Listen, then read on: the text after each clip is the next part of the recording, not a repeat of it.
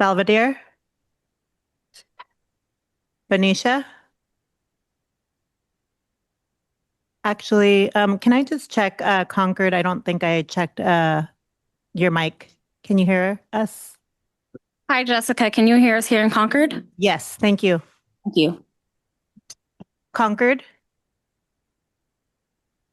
Concord is here. Thank you. Contra Costa County, Corte Madera, Danville. Here. Thank you. El Cerrito, Fairfax, Here. Fairfield, Concord doesn't have it. Your Concord. Hercules, Here.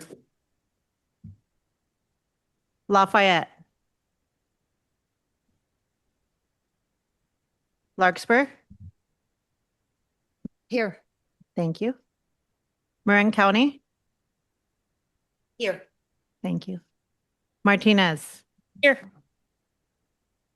Mill Valley. Moraga.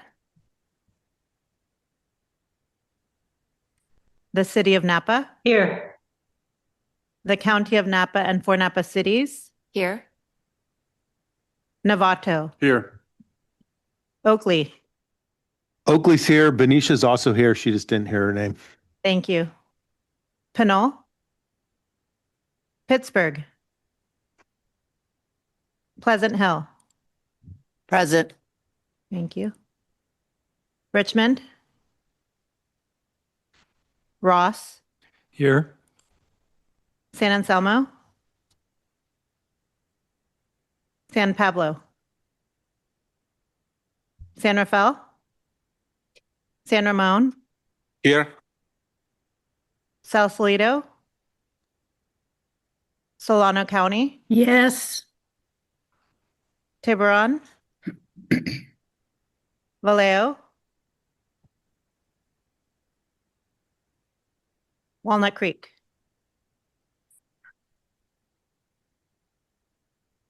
And I'm gonna Belvedere. Walnut Creek is here. Thank you. Present. Thank you. So I will make the adjustments quickly. Quorum established. Thank you, Madam Clerk.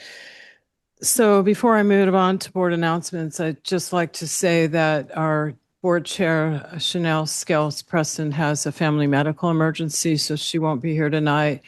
And our vice chair, Director Darling, is out of the country. So Barbara Kohler, myself, will be running the meeting.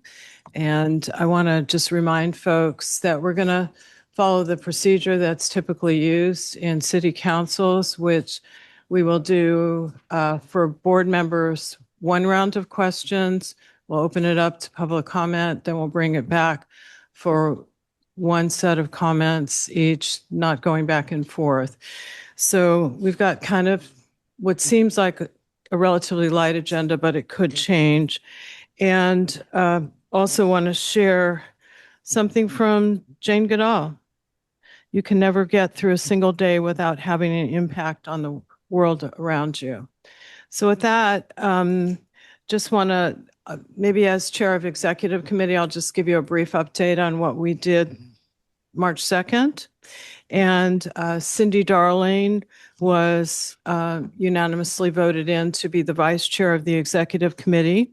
We heard a presentation on the proposed fiscal year 26-27 budget and discussed several aspects of the budget, including marketing funds, program funds, personnel costs, and power purchases. The committee voted to recommend the proposed fiscal year 26-27 budget, including the proposed $8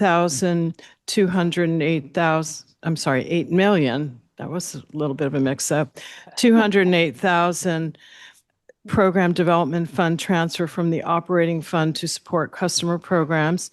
And our next meeting of the executive committee is April 6th at 12 p.m. So with that, I'd like to open it up to public open time. And Chair, if I may, I'd like to give an update from the Finance Committee, if that's okay. I'm just ramming through. Go You're very ahead, efficient. Director Horacio. Thank you. Thank you. From the Finance Committee, I just want to share, well, first let me thank Stephanie Andre from City of Larkspur, John McCormick, City of Lafayette, Charles Palmeras, City of Vallejo, Sally Wilkinson, City of Belvedere. We are your Finance Committee. We met on Monday, February 9th. We talked about the timing of this committee. And when you're talking about very busy electeds, I wasn't sure how long that would take. I was very pleased that we landed on a time that will work for everybody. And that will be on the fourth Thursday from 10 a.m. to 11:30 a.m. Meetings will be held via teleconference each month with quarterly in-person meetings here in San Rafael. The committee heard a presentation on the proposed fiscal year 26-27 budget elements, asked questions of staff. This was a discussion-only item, so there was no required action. The committee's next meeting is scheduled for March 26th at 10 a.m. Thank you. And I neglected to ask if there were other board announcements. I apologize. Are there any in San Rafael? Seeing none, moving to Concord, are there any board announcements in Concord? I see a hand raised by, Go ahead. No, there are none here that I'm seeing. Thank you, Tanya. Okay, and Solano County is on remote. Director, do you have any board announcements? No, other than I'm really happy that the behavioral health got 37 million from Gavin Newsom for us to take care of our kids and our folks, which has nothing to do with you. I'm just floating in the world right now with that kind of money. Thank you. Congratulations. That's wonderful news. And Director Painter? No board in- announcements. Okay, thank you. And the next item is public open time. This is an opportunity for members of the public to comment on anything that is not on the agenda. Do we have any members of the public in Concord who would like to speak at this time? there are no members of the public in Concord. Thank you. Okay, are there any members of the public in the two remote locations? Seeing none, are there any members of the public in San Rafael that would like to speak? I see no raised hands, Chair. Okay, well, we're closing public open time, and now we're moving on to the report from the Chief Executive Officer. Dawn, would you like to take it away? Yes, thank you, Chair. First, on CalCCA sponsored bills that MCE has been working on and supporting. This year, we're sponsoring two bills that tackle two of the most significant cost drivers affecting our rates, the power charge indifference adjustment and resource adequacy. And we encourage our board members to bring both of these bills to your council or your board of supervisors and recommend a support position if you can. The first is AB 1761 by Assemblymember Chris Rogers. This bill is focused on increasing transparency in how the PCIA is calculated each year. AB 1761 was voted out of its first policy committee yesterday with a solid showing of supporters, including the League of Cities, the California State Association of Counties, and the Rural County Representatives of California, as well as several cities and counties. Big thanks to Directors Murphy, Perret, and Palmares for already getting letters of support in for AB 1761. The second CalCCA bill this year is SB 1138 by Senator Steve Padilla, which will reduce resource adequacy costs. You may recall that RA compliance or resource adequacy compliance is done on an hourly basis, but MCE and other suppliers are only allowed to buy RA in monthly increments. And this results in a lot of money wasted on capacity that we don't need at hours when we don't need it.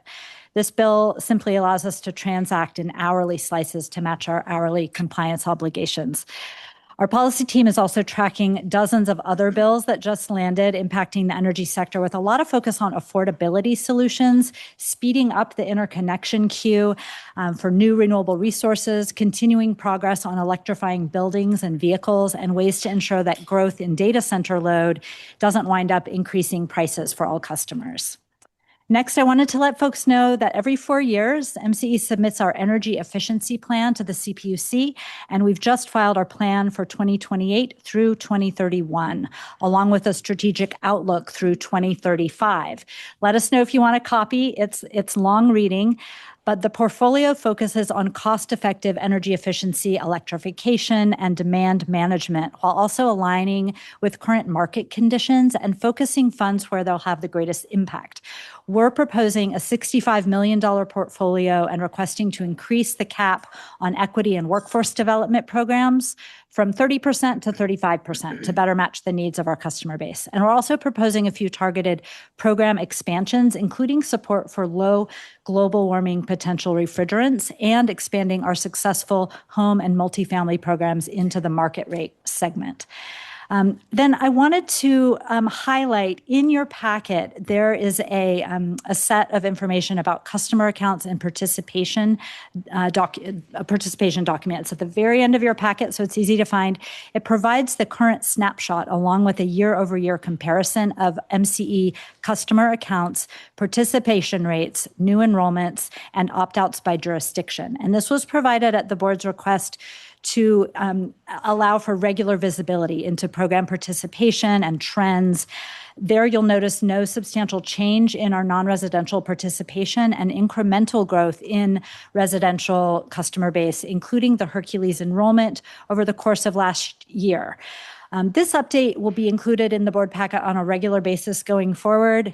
And in addition, it's important to note that the loss of our load from opt-outs over the last year accounted for less than 2% of MCE's entire load, and it was replaced by incremental gains in total accounts over the same period. And the last thing I wanted to mention is we are preparing a field trip to go visit a wind construction site. We have a wind project that's being constructed not far from us. It's in Alameda County. And so we're coordinating a board field trip. This is going to be an 80 megawatt wind facility. It's currently under construction in Tracy, and it's a great opportunity to see large scale renewable energy up close and learn more about how these projects are developed and integrated into California's system. It's going to land on April 8th or 9th, depending on board availability. Doodle poll went out yesterday or the day before for folks to weigh in on the best date. And then we will pick a time. We'll probably start late morning to give people a chance to avoid the rush hour commutes. But we're trying to get the date pinned down by March 26th. So please get back to us and let us know what your preference is. We may run out of room once we hit 15. So let us know soon if you're interested. If you haven't been to a commercial scale wind project, it is really an awe-inspiring experience. So I encourage you to go. You won't forget it. I certainly remember my first time seeing one. It's really awe-inspiring. So I recommend it. That's it for my report. Happy to answer any questions. Okay, Director Alessio. Yes, just one question. At our prior meeting, I know there's been a lot of added work for MCE staff based on a lot of questions, right, that the community has. And I know staff is working hard to answer those questions. And not that we don't want to answer them, we do. But can you give me an idea? I asked last time if you had an idea of how many hours or additional hours staff has been putting into, whether it be the PARs or just staff work. Yeah. I appreciate the question, Director Alicio. We have seen a significant uptick in requests from board members, requests from members of the public, and PRA requests, and all of which come at a very high priority for us. We've asked staff to quantify the time spent on board and committee matters over the time period, the first 6 weeks of the year, and determined that it was over 3,000 hours over the first 6 weeks of the year, costing MCE over $380,000 in staff time. Then in the last month, there was additional uptick in requests. And so we estimate that when you combine all of the time since the beginning of the year, it's approximately $475,000 or possibly $500,000. We're continuing to receive very detailed and time-consuming questions from some board members, and and we're needing to correct a great deal of misinformation. Some requests can take more than 15 hours of staff time. So it's something that might be considered as part of the governance assessment to decide if the board wants to have a cap on how much time should be spent on things before the board provides guidance to the staff to go forward and spend time on that. Lastly, I'll answer your question about public information requests or PRAs. We've seen a big increase since last fall. We saw 25 last year, and we have 18 active PRAs currently. These requests are currently accounting for 2 full-time equivalents of senior staff and 1 full-time equivalent of non-senior staff. So it's definitely a significant draw on our customer base. I think if we continue at this level of engagement and responsiveness, we may need to re-exist staffing levels. But right now, we think we're going to be okay. So other members of the board in San Rafael have questions regarding the CEO report? Okay, Director Andra. Thanks. Ms. Weiss, Resolution 2020-04, typically on the consent calendar, we see the medium-term contracts that have been signed in the past month. So it's not on the consent calendar for this month. What does that mean, that there haven't been any medium-term contracts that have been executed, or what does that mean? Yeah, to help to help with efficiency in our meetings, the non-action items that are information only are not showing up on the agenda, but they are still included in your packet. So you should see them. There's a cover page for all informational items, and we can help you find it if you're having any trouble. So who made the decision to take it off consent? There was a discussion with the chair and the vice chair and our council if it would be permitted to put that at a different place in the packet, since there was no action being required. And that was where the discussion occurred. That could also be something that comes up in the governance assessment. Thank you. Moving on to Concord, are there any questions of the CEO regarding her report? I see a hand raised by Director Bellots. Okay, Director Bella. Dawn, thank you so much. Great report. I just have one quick thing on the MCE customer accounts and participation sheet at the very end of the packet. If you have a chance, could we put one more column just showing how many deep green customers each municipality has?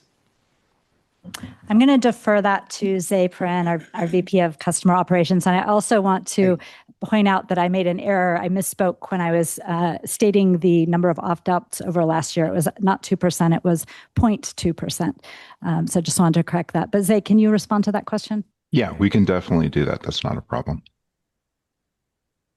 Thanks so much. Certainly. Seeing no other hands raised in Concord.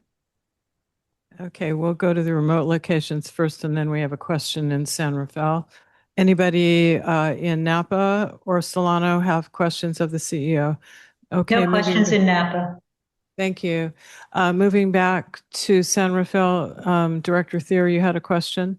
Thank you, Chair. Yes, I just wanted to thank you for that report. I think it's a really great idea to go visit the wind farm. You know, we hear a lot about that technology, but yet I don't think many of us have ever been. And so I just want to thank you for making that opportunity available.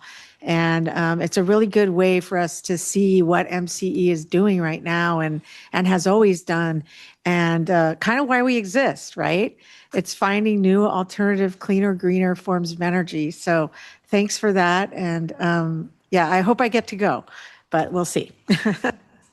Thank you, Director Thier. So closing out that item, before we get into the regular agenda with consent, I just want to remind folks that we need to stick to items on the agenda only, and there may be a lot of comments. I'd like to ask our general counsel, who I don't see here. Is our general counsel here or in Concord? I'm in Concord, Director Kohler. Okay, thank you, I'm sorry, General Counsel Murphy. To help make sure we stick to our agenda and follow the appropriate process. So I may mix up, and please step in. All right, so moving on to consent, and we have 4 items on consent. Would any board member like to remove items from consent? And I just want to remind you that we're going to follow a procedure that is more typically followed in council meetings, that items removed from consent will be moved to the end of agenda following item 7, the draft RFP for the governance assessment. So I will first ask in Concord if anyone would like to pull something from consent. We have a hand raised by Director Bellots. Okay, Yeah, I'd like to pull C3. okay. Anyone else in Concord? Seeing no Okay, other raised hands. you don't see any more raised hands? I'm sorry, I missed that. No other raised hands. Thank you. Okay, Solano County or Napa County? Nothing in Solano, nothing in Napa. Moving to San Rafael, would any board members like to remove anything from consent?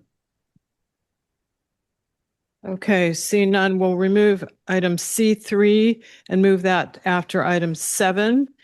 And with that, I would like to see, to move to So public moved. comment on consent. Are there any comments from members of the public in San Rafael? I see no raised hands, Chair. Any from members of the public in Concord? No members of the public here in Concord. And I don't see any members of the public in the remote locations. And bringing it back, do we have a motion to approve the consent calendar minus item C3? I'm So sorry, moved. Chair. We I'm do sorry, I have a couple forgot. hands raised on Zoom. I'm sorry, I apologize. Okay, We have a member of the public, Nick Papas, followed by Jody Timms online. okay, thank you. And 3 minutes. Mr. Pappas, you can go ahead. Mr. Pappas, you can go ahead.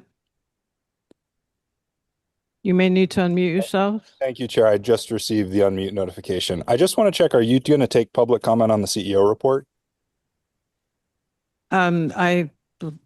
Sorry, I believe I blew past that on Zoom, so we'll go back to that after we're done with this item. Could you go ahead with the consent calendar, please? Yeah, I'd be happy to. Minus C3, which we're taking up at the end of the agenda. Great. I'll start my 3 minutes now. Hi, everyone. My name is Nick Papas. I am a customer in San Anselmo. Sorry to interrupt. Can we please reset the clock? Let me know when I should begin. Okay, it's reset. Go ahead. Thank you, Chair. Nick Papas, I'm an MCE customer in San Anselmo. I just want to note the consent items, both C3 and C4, in my 15 years of public policy, are probably the two most significant and controversial items I've ever seen proposed for consent. Item C4 is a remarkable transfer of the core contracting authority of MCE from the technical committee to a new committee, which is not subject to the Brown Act or subject to public transparency. I think this is remarkable. It's never been discussed in a committee. It's never been agendized by the board. I'd be surprised to hear if it was discussed at the closed session on Monday, given that it was not agendized to restructure the board internal consultation, given that it's about forward-looking contracts, not rectifying the legal issues that are clearly present. I want to just outline a couple of, what I think are non-disputed facts. There are no real limitations to the technical committee conducting its responsibilities under the existing 2020-04 delegation, which has always been in practice used the technical committee. This consultation was done up until about 2020. There is no requirement in our 2020-04 that you disclose specific details, specific dollar amounts, specific quantities. It was a pretty low bar. It was through the CEO report.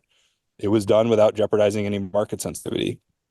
The staff report that the TechCom received suggesting, I think somewhat fictitiously, that there are all these limitations to having robust public discussions with a technical committee, I don't think that holds water, and it omitted the key fact that you actually did this with the technical committee.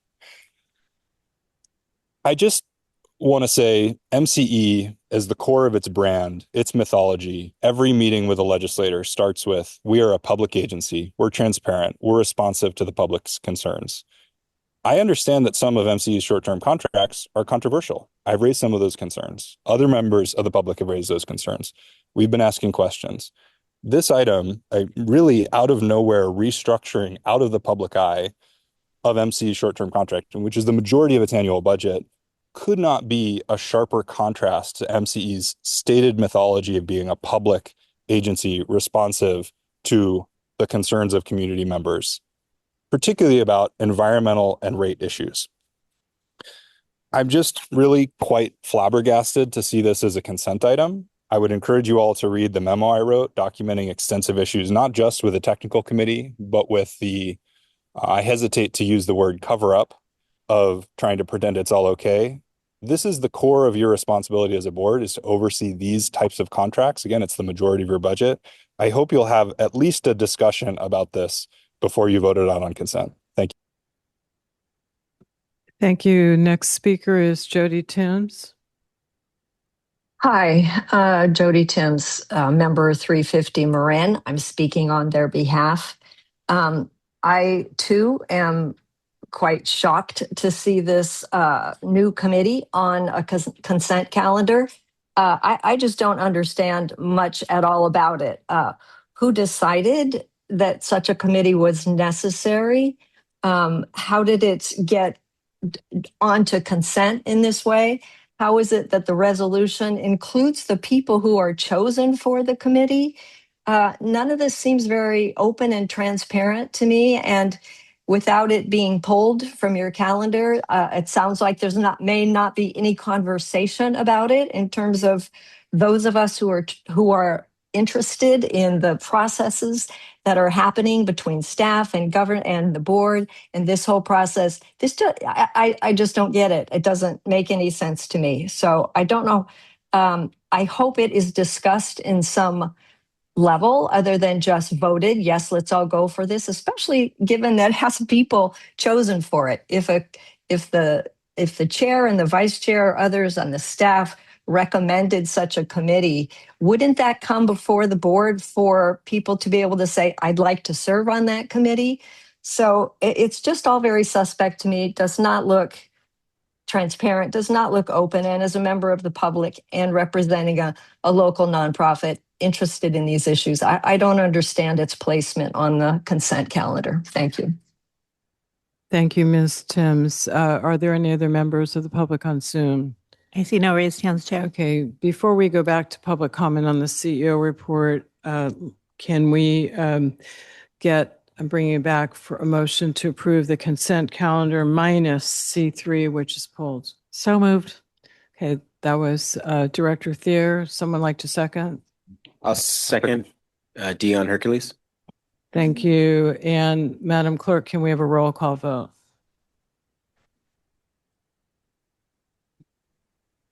Belvedere, No.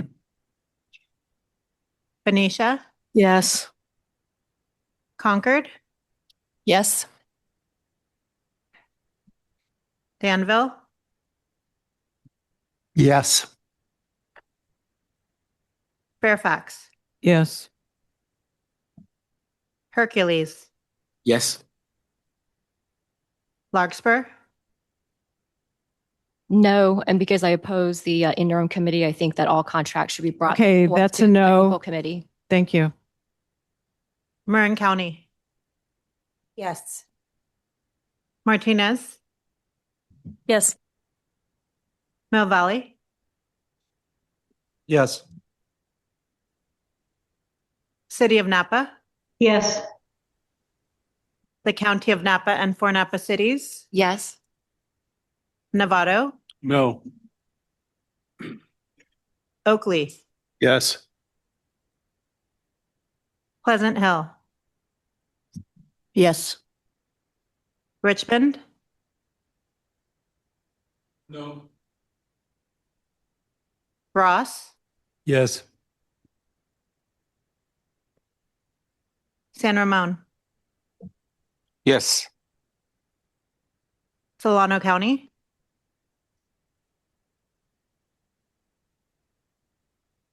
Solano County, you're on mute.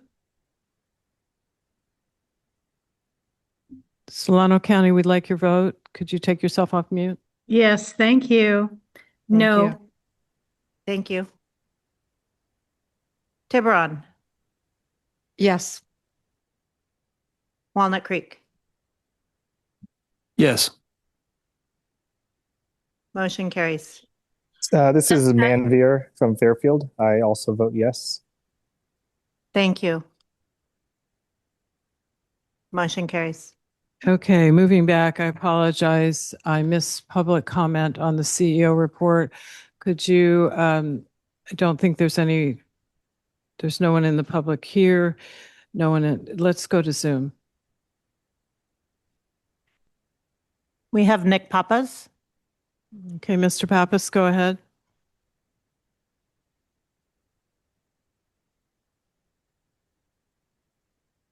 Thank you, Chair. Sorry, it's been a delay getting the mute offered here. I just wanted to follow up on the question about medium-term contracts. I did just review the informational report. It does not list any.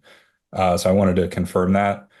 I would also just note if there are any medium-term contracts being signed, it was discussed in the technical committee. The general counsel did identify that the technical committee chair is technically vacant. So just as a follow-up, if the answer is yes, would love to understand under what delegated authority. Thank you.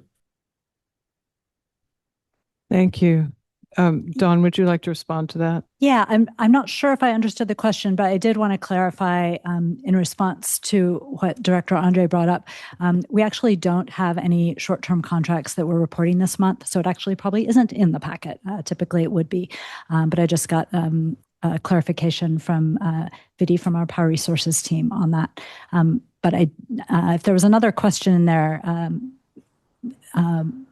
I did not hear it. The question that I heard from Mr. Pappas was, were there medium-term contracts? And the answer is there aren't any. Correct. Okay, so I apologize. I'll do a better job in the future.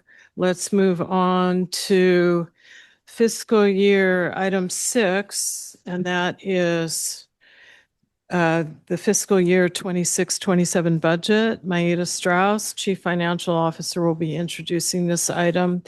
And please hold your questions until the end of the staff presentation. And please go ahead, Maida. Thank you, Chair, and good evening, your board. Maida Strauss, CFO. I will be delivering the presentation today together with Afrin Akshala here on my right, Manager of Finance for MCE. So we'll be presenting the condensed, yes, thank you. So based on prior feedback, we've condensed today's presentation deck to allow more time for our discussion tonight. And please let us know if you'd like to pull up any specific slide on the screen that I don't have it, that I don't have it on our presentation today. So we will begin with a recap of our current fiscal year, then moving to the proposed fiscal year 26-27 budget. And for that, I'll be focusing on key financial drivers, revenue, cost of energy, operating expenses, and finally, changing net positions. So I also included a timeline for the recap of the budget process, where we presented in an XCOM and 2-2, a part of the budget elements, and then the Finance Committee on February 9th, budget workshop on February 11th, then last board meeting on the 19th, the Executive Committee on 3-2, and then today at 3:19 at this board meeting. Next slide, please. Starting with the current fiscal year, based on actuals through January and projection for the remaining months. Next slide. Maybe you know. I think if you've got, turn off Zoom.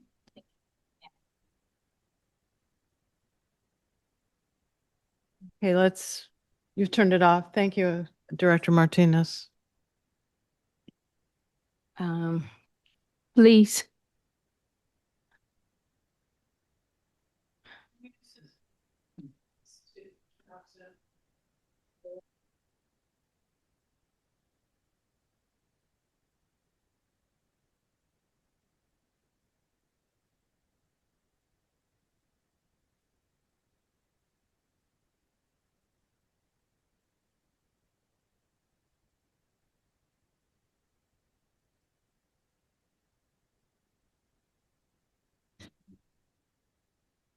San Rafael, this is Concord. Can you all hear us?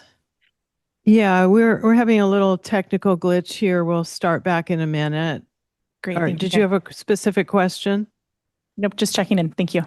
Okay, we're just little technical problem. We're working on it. Thank you. Okay, thank you. So if you can please go back one slide, the projected budget. Great, thank you. So before we dive into the proposed budget, we would like to present you this current fiscal year that's about to end shortly, the projected budget. For that, we have actuals through January and projections for the remaining of the months. We are projecting a change in net position of approximately 79 million. And those are rough projections that we put it on your packet before the current heat wave. So we most likely will deviate from the 79 million after we see results for the heat wave that is going on right now.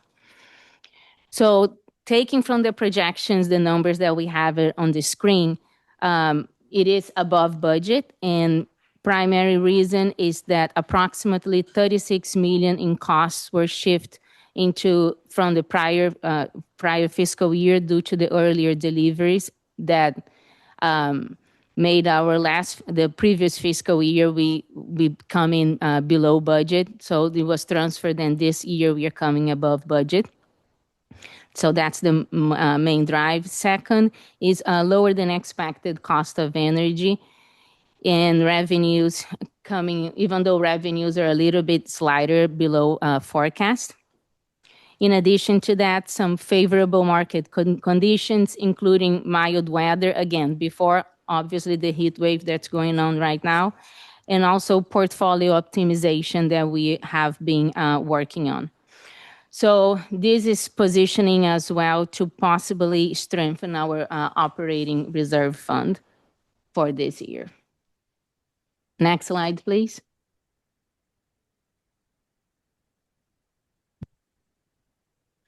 Great. Good evening, board. My name is Efren, and I'll be going over the remaining 3 slides of this presentation. So the slide on the screen is showing us energy revenue and comparing it between the current approved budget and the proposed budget for fiscal year 26-27. Energy revenue net is decreasing almost $200 million from $814 million to $621 million. That is a direct impact of the board-directed actions that would take place on April 1st. That includes the 2.05 cent rate reduction, the 0.62 cent temporary rate credit running from April to December 2026, and a $10 million allocation to the MCE CARES credit program, which would provide additional bill relief to our most vulnerable customers. So these initiatives, which would provide meaningful bill relief to customers, are driving most of that revenue decrease year over year. And as a result, MCE, as we have discussed in previous meetings, is proposing to transfer $62 million from the operating reserve fund to bridge the gap caused by the programs that we are seeing here. The other point I'll mention is that the load forecast for the coming fiscal year also incorporates the mild summer weather that we have observed over the last 2 summers. So in other words, we do expect a slight decrease in sales as we expect another mild summer. Next slide, please. Okay, next we have the cost of energy, which is by far the largest expense for the agency. And again, in the interest of time, and since we have discussed this in a lot of details in previous meetings, I will keep this high level. The cost of energy is projected to decrease $134 million, representing a decrease of 17.5%. The main driver for that decrease is really lower prices for many of our energy products listed here. That includes hedge contracts, renewables, resource adequacy, and net CAISO costs are actually staying relatively flat And we are seeing an increase in carbon-free energy, but the other categories are seeing significant decreases. And again, due to lower prices, which means that we're procuring at a lower cost and thus seeing the savings that we're presenting here. Okay, next slide, please. Okay, this slide shows operating expenses, so the additional and other overhead expenses that the agency incurs to run the operations. The numbers here have been revised since we last presented at XCOM. We are now proposing an increase of $3.5 million or 7%. When we first presented these numbers at XCOM, the proposed increase was 8.1, but after revising the service fees for PG&E, we were able to decrease that variance from 8.1 to 7%. And with that, I'll pass it back to Maida. Thanks, Efren. So we went through revenue, cost of energy, operating costs. So now I'm sorry, next slide, please, on the screen. Great. So we went through energy revenue, the reduction in ORF, the cost of energy, operating expenses. We also have the non-operating net of revenues, program expenses now arriving at the changing net position, which would be roughly $1.6 million. A significant decrease from previous years, and which is intentional and temporary, not a structural decrease. And the primary drivers, as Efren has touched on, are lower revenues due to the proposed rate reduction and a planned increase in our use of our ORF. So with that, I'm sorry, next slide, please. So with that, I conclude my presentation. And the recommendation would be to approve the fiscal year 26-27 proposed budget, inclusive of the rate reduction. And also there is open discussion to consider, I'm sorry, I'm having a hard time to read there, to consider increasing the communication service budget by $175 million to avoid any decrease in local community and industry events and sponsorship opportunities. With that, I conclude the presentation and we are open for discussion and question. Just a question on the recommendation, excuse me, folks, that when this was an XCOM, we also talked about including the proposed $8,208,000 program development funds transferred to the operating fund. Is that part of what you're requesting? I don't see that there. Yes, it is there. Okay. Yeah. So if we can go to slide number. Thank you so much. 7, please. Yes. So the program expense is included in there. Okay. Thank you. So with that, I'm going to go to Concord first. And remember, we're going to start with a round of questions from board members. And please keep this round to questions only, and we'll come back for comments after we do public comments. So let's go to Concord first. And I can't see anyone on the screen because the slides are up. So you'll just have to tell me. Okay. Thank you. I see Director Birdseye has her mic on. Thank you. Thank you, Chair. Can you explain how the cost of energy is going down by 17.5% when our nation and our state are in a very volatile situation in providing energy? So this is kind of a loaded question because I kind of know the answer, but I would like staff to explain the importance of being in this renewable space in this very turbulent time?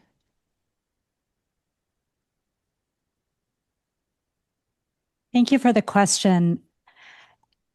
I think that what we're seeing happening on a global front is a very important contrast to what we've been able to build here at MCE that creates more stability due to our local supply and our reliance on natural resources like wind and solar rather than fuels.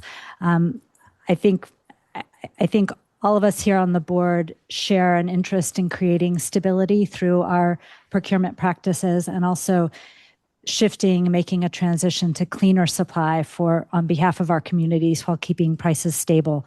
The only other thing I'll note, and Vidi may want to comment on this as well, our VP of Power Resources, is that the conflict that we're seeing globally is definitely having an impact on fuel costs. And we do often see natural gas cost fluctuations impacting the overall market. And it does give us some concern regarding we do want to make sure that we are continuing to procure while costs are low, because we may not see that environment continue as we had expected into the year. But we don't want to speculate. Those are just some of the things that we're watching very closely in the greater market. Vidi, do you want to comment further on that? Thank you, Dawn. I think you covered most of it. The only thing I will add is if we're talking about federal policy, it will potentially have an impact on our contracts that will come online later. We're not seeing that yet in this fiscal year. But as we explore the market and launch RFOs, we'll find more about what impacts it is having specifically on renewable projects. So we don't have that data as yet, but I expect that to impact our future costs. But I think at the moment for this particular fiscal year, that is not impacting it. And then I think Dawn already covered, potential increase in natural gas prices could impact CAISO markets in general and the prices that we see in CAISO markets. But, MCE has a pretty good hedging strategy in place. So we kind of cover for those and look out for those costs years in advance. So if it does have an impact, we'll keep you posted, but I don't expect that to happen right now.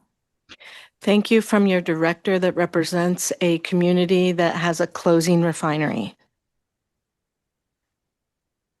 Thank you. Are there others in Concord? I'm sorry for interrupting. I'm sorry, Chair. I see a hand raised by Director Barros. Thank you for the presentation. I see that we want to consider increasing the communication services budget by 175,000. I just want to know, what are the implications if we don't do it? What is the impact on which programs? Is it community outreach or is it a small business outreach? What will be the impact if we don't do it? I can answer that question. So that budget represents the funds that we have available for community sponsorships, community outreach, things like local festivals, youth engagement events, farmers markets, things like that, where MCE is able to show up in the community. The current reduction that we would have would decrease the number. We estimate the number of events that we would be able to sponsor and participate in the new fiscal year would be about 30 events compared to 63 so far in this current fiscal year. So it would reduce our footprint by about half. From 63 to 30? Yes. Events. Okay. So this will be mostly impacting the community events related to youth as well as...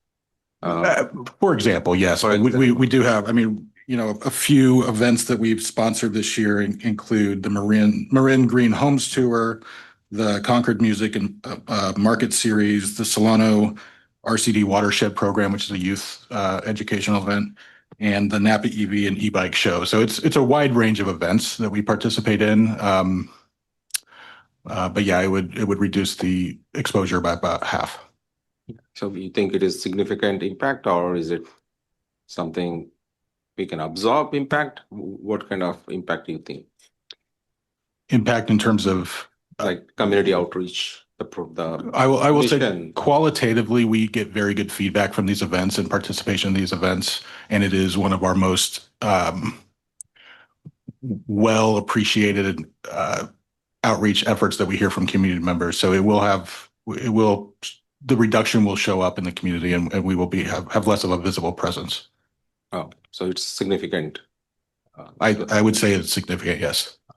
I have a follow-up question along those lines. With the 175,000, what is that percentage of our overall budget? It's what is the impact to the overall budget? The overall budget for sponsorships? I think it's To the overall. Maida, could you step in? So he wants to know what the 175, or I'm sorry, Director Nakamura wants to know what the 175,000 is on our overall budget. Is that correct, Director Nakamura? Yes. Yes, thank you. So So the that would- 175,000, what is the percentage of the overall budget for MCE? I'll have to calculate that, but it would be 0.0, a couple So zeros. very percent. minuscule. Yeah. Okay. Does that help? Yes, thank you very much. Okay. Other questions in Concord? Director Law has a question. Okay. Hi, thank you for the presentation. So I had a question on slide 5, on the cost of energy for renewable long-term PPAs. It shows that there's an increase in that area of 25.1%. Can you explain a little bit about that so that I can have a better understanding? I can take that one on if that's okay. Hey, thank you for that question, Director. So it's primarily coming from an increase in projects that we brought online throughout last year that are now kind of showing up in this year. So we brought online about 3 projects in just the last 1 year, I believe 3 or 4 projects that are now currently online, and those costs were not fully included in prior budgets. So now they're showing up here. So what you will see is that we have more long-term contracts, but then we have less short-term contracts. So there's an offsetting effect when you look at the line items for short-term contracts. So that's where some of the difference is coming from. So are you saying that the cost for the long-term contracts were in the rears? Is that why we're seeing it now? No, these were not online earlier, and they're coming online, and they're now showing up on our budget. Okay, got it. Thank you. Other questions in Concord? I see Director Zorn. Please. Thank you. My question is really just qualitative. It's on slide 4. We are talking on slide 4 about a rate reduction, and I am very supportive of rate reductions because that really is part of the goals of MCE. So I think that that's great. I think a temporary rate credit, I think that's also great. When there's extra money to share, we should share it with ratepayers.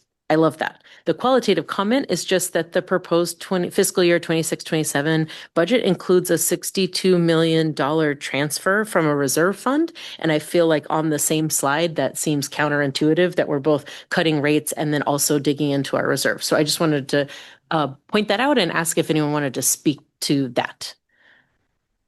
Maida, you want to take that? Sure. So Io, can you please put slide number 2? No, slide number. Yeah, that one. 5. Yes. Okay. So in order to do the rate cut for our customers, we need to transfer that level of rate cut.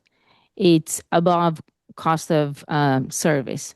So in order to provide our customers with that rate reduction, we have to pull $62 million from a fund that we have called Operating Reserve Fund.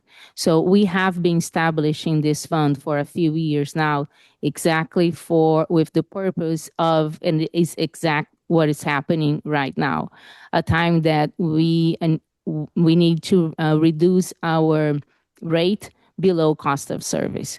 So we have been building this fund for this exactly scenario that's going on right now. We have $70 million in that fund, and we are proposing to use 60 to 62 million of that 70 million.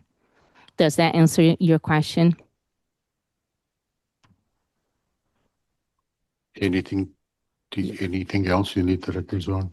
No, the staff report indicates it's for rate stabilization. I just wanted to make sure that we are not accidentally doing something good right now that will then in 2 years mean that we'll constantly be having to draw out of reserves. It just feels like, I just want to make sure that we're on the same page, and I apologize if everyone understands and everyone's okay with it. No, thank you very much for that yellow flag.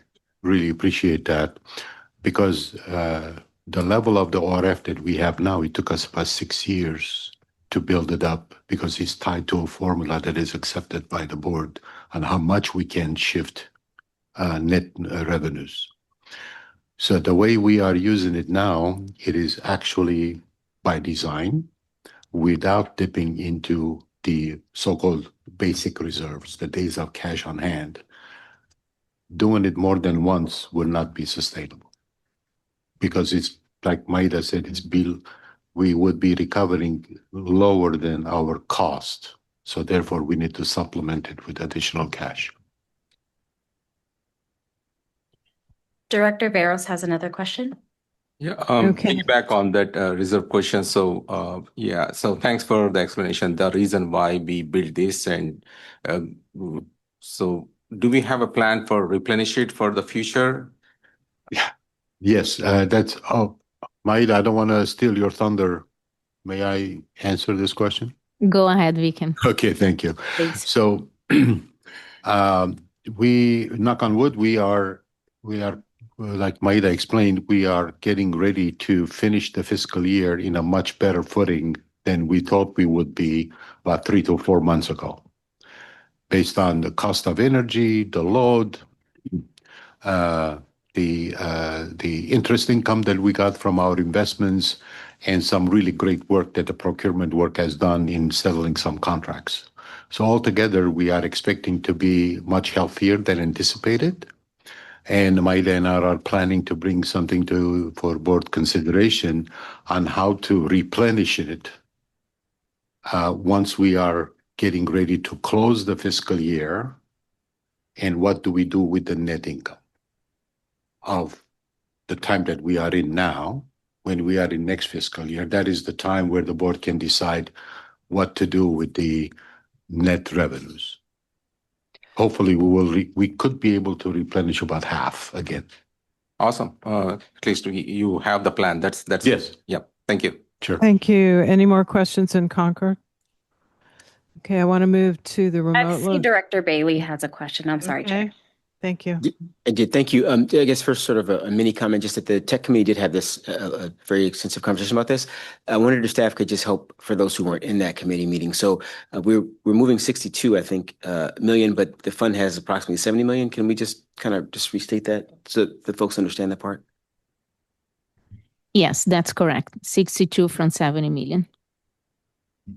Okay, so there'll be some funds left, and then there is a plan, I think I heard, to replenish that over time. We expect costs to be less going forward, is what the deal is. That's why we think it's a one-time fix with this. Yes. Okay, thank you very much. Any more questions in Concord? Okay, I want to check in with Director Painter in Napa. Did you have any questions?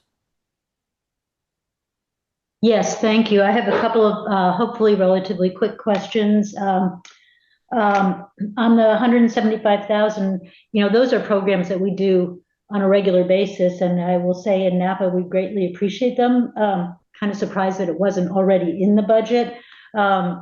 If we go ahead and approve, I'm assuming, will you add that to the program expenses if we're looking at projected budget? So my question is that number is not yet in there, and the budget would be amended to include that 175.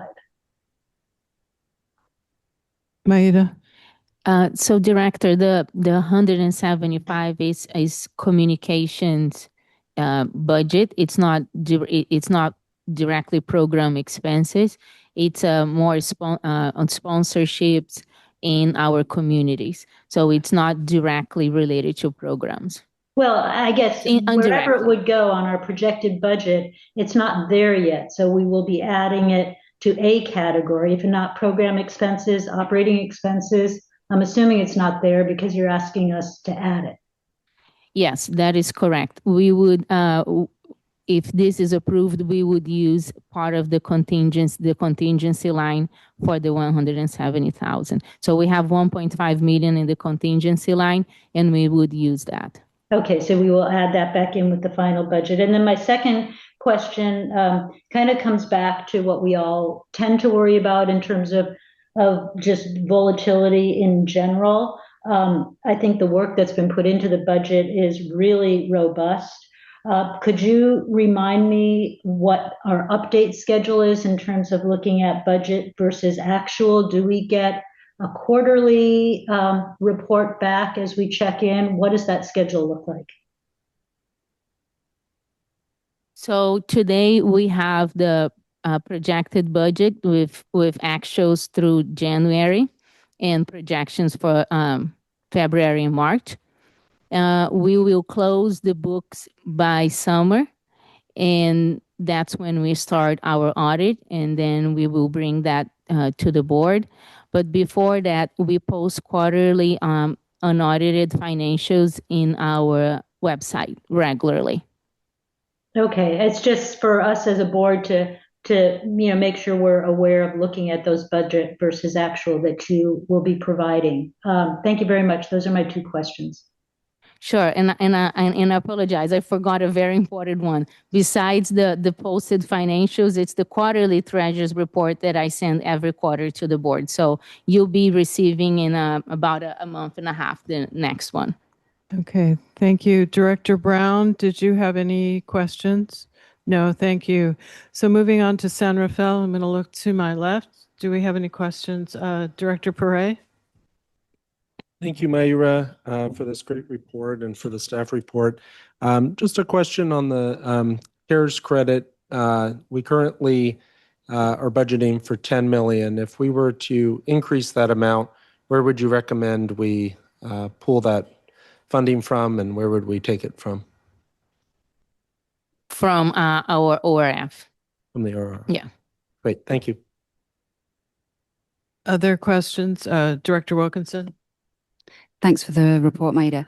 I have a quick question about our main energy consultants, John DeLessie's team. Where does that fit within this breakdown of operating expenses? Is that under other professional services, or where would that fit? Sure, technical and scheduling services. Okay, is that all him? That line item is essentially his team? No, we also have our scheduling coordinator in there. Okay, perfect.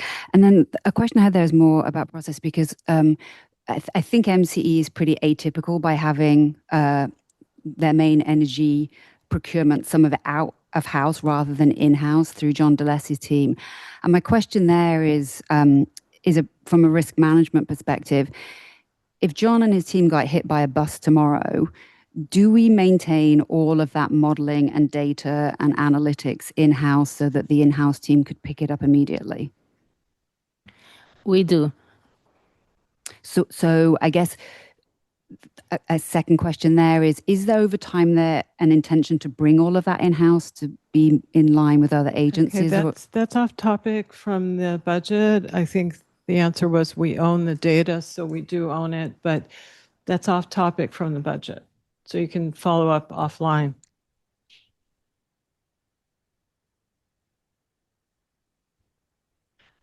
Questions to my right? Director Andre?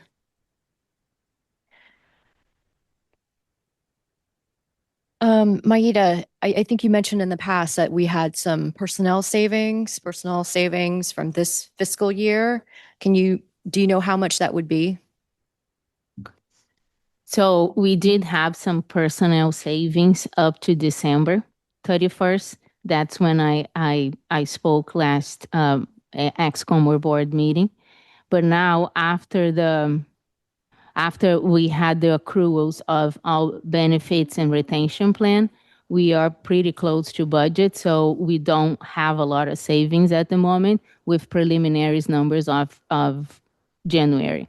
So preliminary numbers of February, we had over $1 million in under budget.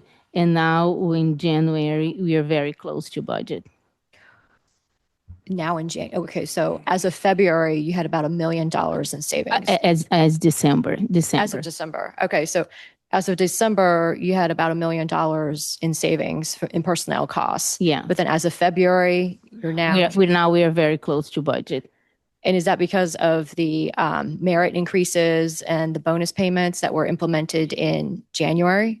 And also a combination of all of that plus the retention plan, the accruals of retention plans and retirement contribution.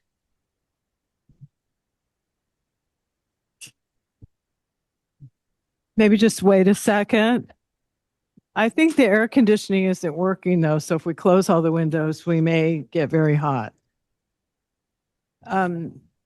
Director Andre, or were you in the? Yes, yeah. And also, Efren remind me of the grant reimbursements also.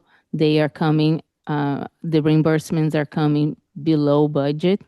So that also is taking part of the delta that we had in December. Okay, great. Thank you.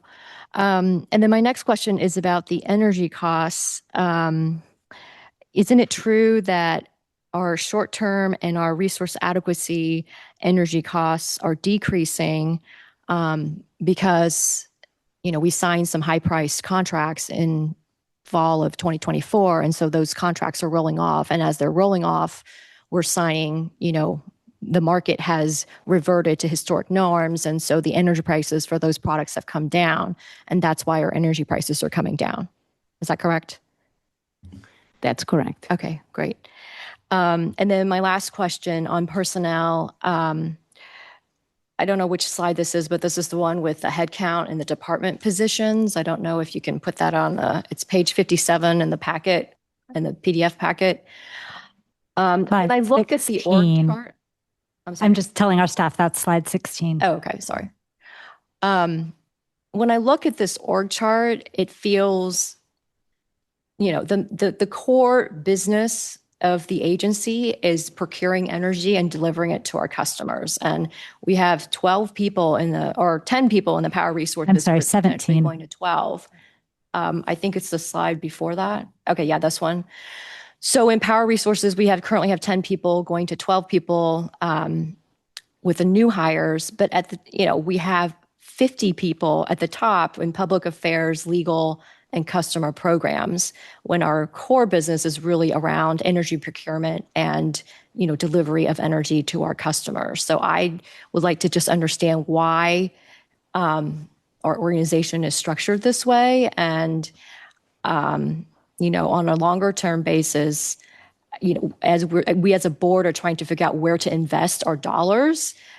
I'm curious as to why how we're investing our dollars. I'd be happy to jump in on that, Maida, if that's okay. I just want to highlight that staff competency and expertise is really key to the success of any business in the private or public sector. It's really foundational to MCE's credit rating, our industry standing, and our ability to meet regulatory requirements, and also the rigor of engagement with the energy market for our customers. And there's a lot of specialized skill sets that we are often seeking in the market that are really in high demand. We've seen a lot of competition for this talent in recent years, and the recruitment timelines can take many months to fill open positions. This is especially when we're trying to fill positions in technology, finance, and power supply. You're right that power supply is a very key cornerstone of what MCE is doing, but all of that is bolstered by other teams, including finance and technology, regulatory policy is a big part of that as well. our salary structures are really informed by independent third-party compensation studies to help us attract folks in all the roles that are needed. So hopefully that helps. I'm happy to say more about the process that we use to fill positions and the value of the positions that you see here. Yeah, I think that's helpful. I think my question was just more, if we're looking at the organization, I think there needs to be a key focus on the core business. And it feels like, we have 40% or for more than 40% of the staff focused on public affairs, legal, and programs. And the program budget is much smaller than the energy budget. I mean, the energy costs are our single largest expense. And so I just feel like we need a lot more focus on energy.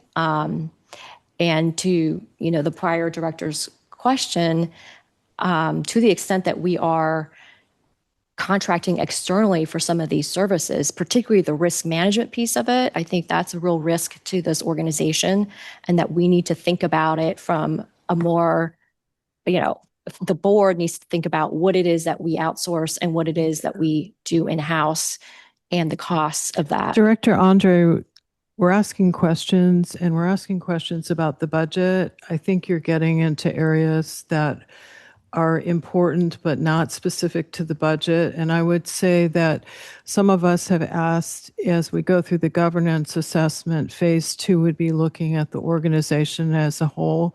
But that's not the topic we're on, and we're just asking questions. So I think you're going off topic. So if you have a specific question about the budget, why don't you do that? Okay, I will hold my comments for the second round. Thank you. Okay, great. Thank you very much. Other folks, Director Alessio? Yeah, just really quick, and it does stem from Director Andre's question into this question of the budget and the personnel. Our CEO shared that roughly almost $500,000 was spent this year that was not anticipated in the previous budget. And further down, we've also we're talking about contracting out a special counsel attorney that specializes in JPAs, governance. Are those also in this budget for next year? Do we have that padding? Because I'm sure we didn't forecast that for fiscal year, the previous fiscal year, the current fiscal year. So is that in the next budget? Yes. I see one extra. I see a legal policy person. I see one person there. Is that for the person that we're kind of talking about? No. So that would be a different, because it's a contract versus a staff person. That's correct. Okay, great. But we do have, in terms of the added staff that's needed and the cost that entails, that is forecasted in this budget, just so we have it covered. Yes, the outside services, it's in this budget presented. Yes. And is that primarily in public affairs and legal policy? No, it is in our professional services budget line. Okay. I'm pretty Even though sure. it's current staff? Yeah, it's not staff. No. Okay. All right. Thank you very much. Actually, I thought it was current staff that was working on a lot of no, it, maybe not. It's not. No. Okay. Thank you. So make sure it's covered. Thank you. Any other questions here in San Rafael? Seeing none, I'd like to get comments from members of the public. Why don't we start with Zoom? Sorry, Director Kohler, this is Vic, and may I make a comment? Yes. Thank you. Really appreciate the discussion about the agency and how we're going to talk about it in the future. I just wanted to emphasize, especially to Director Andre's comment and maybe another director comment, the 5 positions we are talking about in legal, finance, and power resources are absolutely core operational needs for financial matters that the board has been paying a lot of attention, and we are working on that more. In the legal, which is very core to our operations, it's specifically for compliance purposes that we have fallen behind on that one. So I just wanted to mention that. Thank you.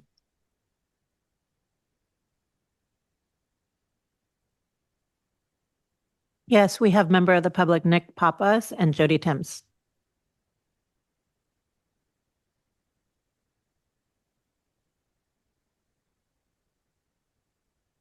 Hey folks, Nick Papas, good evening. MCE customer in San Anselmo. You've heard my concerns a few times on some of the budget elements. I do want to say you've also heard me comment as an energy industry professional that it's really important to build up this internal power supply function. I think it's great to hear comments from the COO right now in that direction. MCE spends, as I understand it, about half as much on internal power supply functions as peer agencies, Silicon Valley Clean Energy, AVA, CPA, and about twice as much on public affairs. That's not including regulatory and legal. I'm not going to reiterate the comments I've made before on the budget decisions. I do think that it's a real miss to not allocate more money to rate reductions in this sort of historic financial challenge for MCE. But I just want to comment on the earlier exchange. I think it was a really insightful question from a director about how MCE, as a power supply purchaser, interacts with the war overseas, fuel and natural gas prices. So it was really great to hear staff acknowledge, I think for the first time, this has been a bit contentious, that MCE is actually, quite exposed in concept to natural gas prices. It purchases natural gas or unspecified energy from financial hedges. There's about 200 million in the current budget through power marketers who sell that as CAISO power to MCE, but on the other side, buy natural gas or unspecified to back that hedge. And I just want to tether this to a really important concept that I think may not be sufficiently understood by board members, which is at the heart of how MCE operates. You've heard me talk about the $54 million in attribute purchases, short-term attribute purchases. I'm just going to talk about the 20 or so million that are short-term hydro attributes. The way that these contracts are structured, MCE purchases the attribute, but the seller keeps the energy revenue. So inherently in that construct, that $20 million expenditure for energy does nothing to mitigate your risk of natural gas prices going up or down. That is conducted solely through this hedging process. Again, a huge majority, a huge portion of MCE's annual budget. That's the process which has come under recent controversy, which, as you just voted, is now being stripped out of the public eye because it is now controversial. And I just want to say thank you to the staff for acknowledging the relationship that MCE has with fuel prices like any other buyer of hedges. This is normal. It shouldn't be controversial. We shouldn't be having to talk in circles about what these products are. The board should really be getting educated on the core construct of how these markets and products work. Thank you. Thank you, Jody Timms. Hi, Jody Timms, 350 Marin. I just wanted to make a comment or two, as I've done before, related to community programs, even though it only represents 6% of the budget, which is not much. The community-facing programs are a really important aspect of what MCE does. And I very, very much appreciate the extra $10 million that's being allocated to the CARES program. I think that's absolutely critical.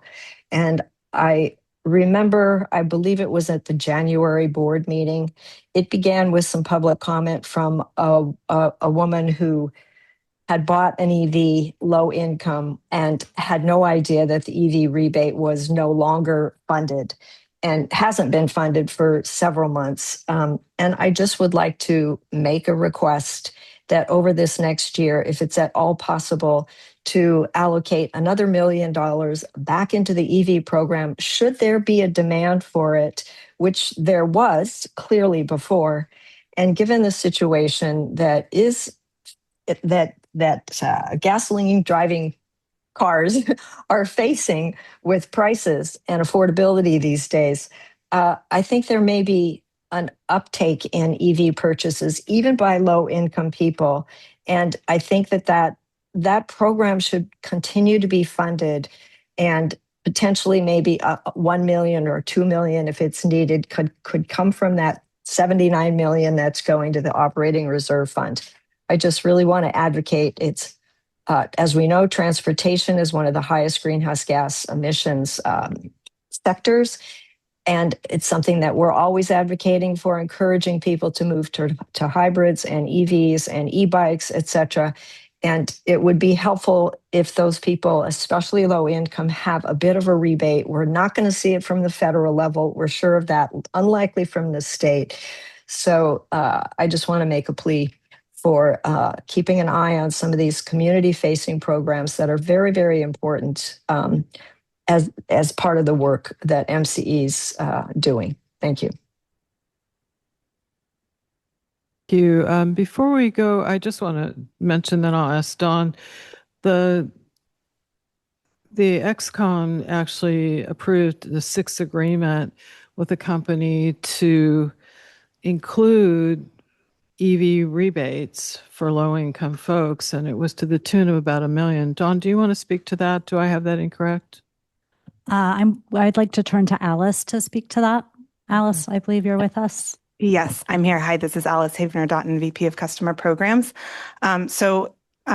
Yes, Executive Committee gave approval for a contract. It will be signed following the approval of the budget, but the budget that is in front of you all tonight does include refunding the EV instant rebate program at a level that we believe will meet the demand for the coming fiscal year. Thank you. Okay, Dawn, did you want to mention something, and then we'll go around to other public comment? Yeah, I just wanted to clarify because there was a misstatement just now by the member of the public, Nick Pappas. He made I think he was unclear and said that MCE is exposed to natural gas prices. That's not what I said. And what I wanted to advise him for future reference is that what I said is that natural gas prices are an indicator that can impact renewable purchase prices. And the cost of renewable power supply, often we see trailing behind what happens with the natural gas prices. And I believe, Nick Pappas, since you are a key consultant to the American Clean Power Association, which is a very large trade association of development companies for renewable energy, you may be aware of this trend because we've seen it in the past when natural gas prices go up. Our renewable developers increase their costs, even though there isn't a direct correlation. And I think it's important for the board to be aware of this. And this is true despite the fact that MCE does not purchase fuel, and we are not insulated by our insulated by our reliance on the sun and the wind and other renewable resources. So I want to make sure that we are clear on the type of exposure that MCE has. I think we do have exposure to large renewable energy suppliers, just as they did last year in trying to push through a CPUC procurement order on CCAs. We are exposed to the possibility of prices in the renewable sector going up because of what's happening in the natural gas environment. But there is not a direct correlation, and we see that as potentially market manipulation. Thank you. Let's go to Concord. Is there any public comment in Concord? No public comment here in Concord. Director Brown, is there any public comment over there? And I don't see anyone in Napa as well. So we'll come back. Is there any member of the public wanting to speak in San Rafael? Seen. You have to go to the mic, please, sir.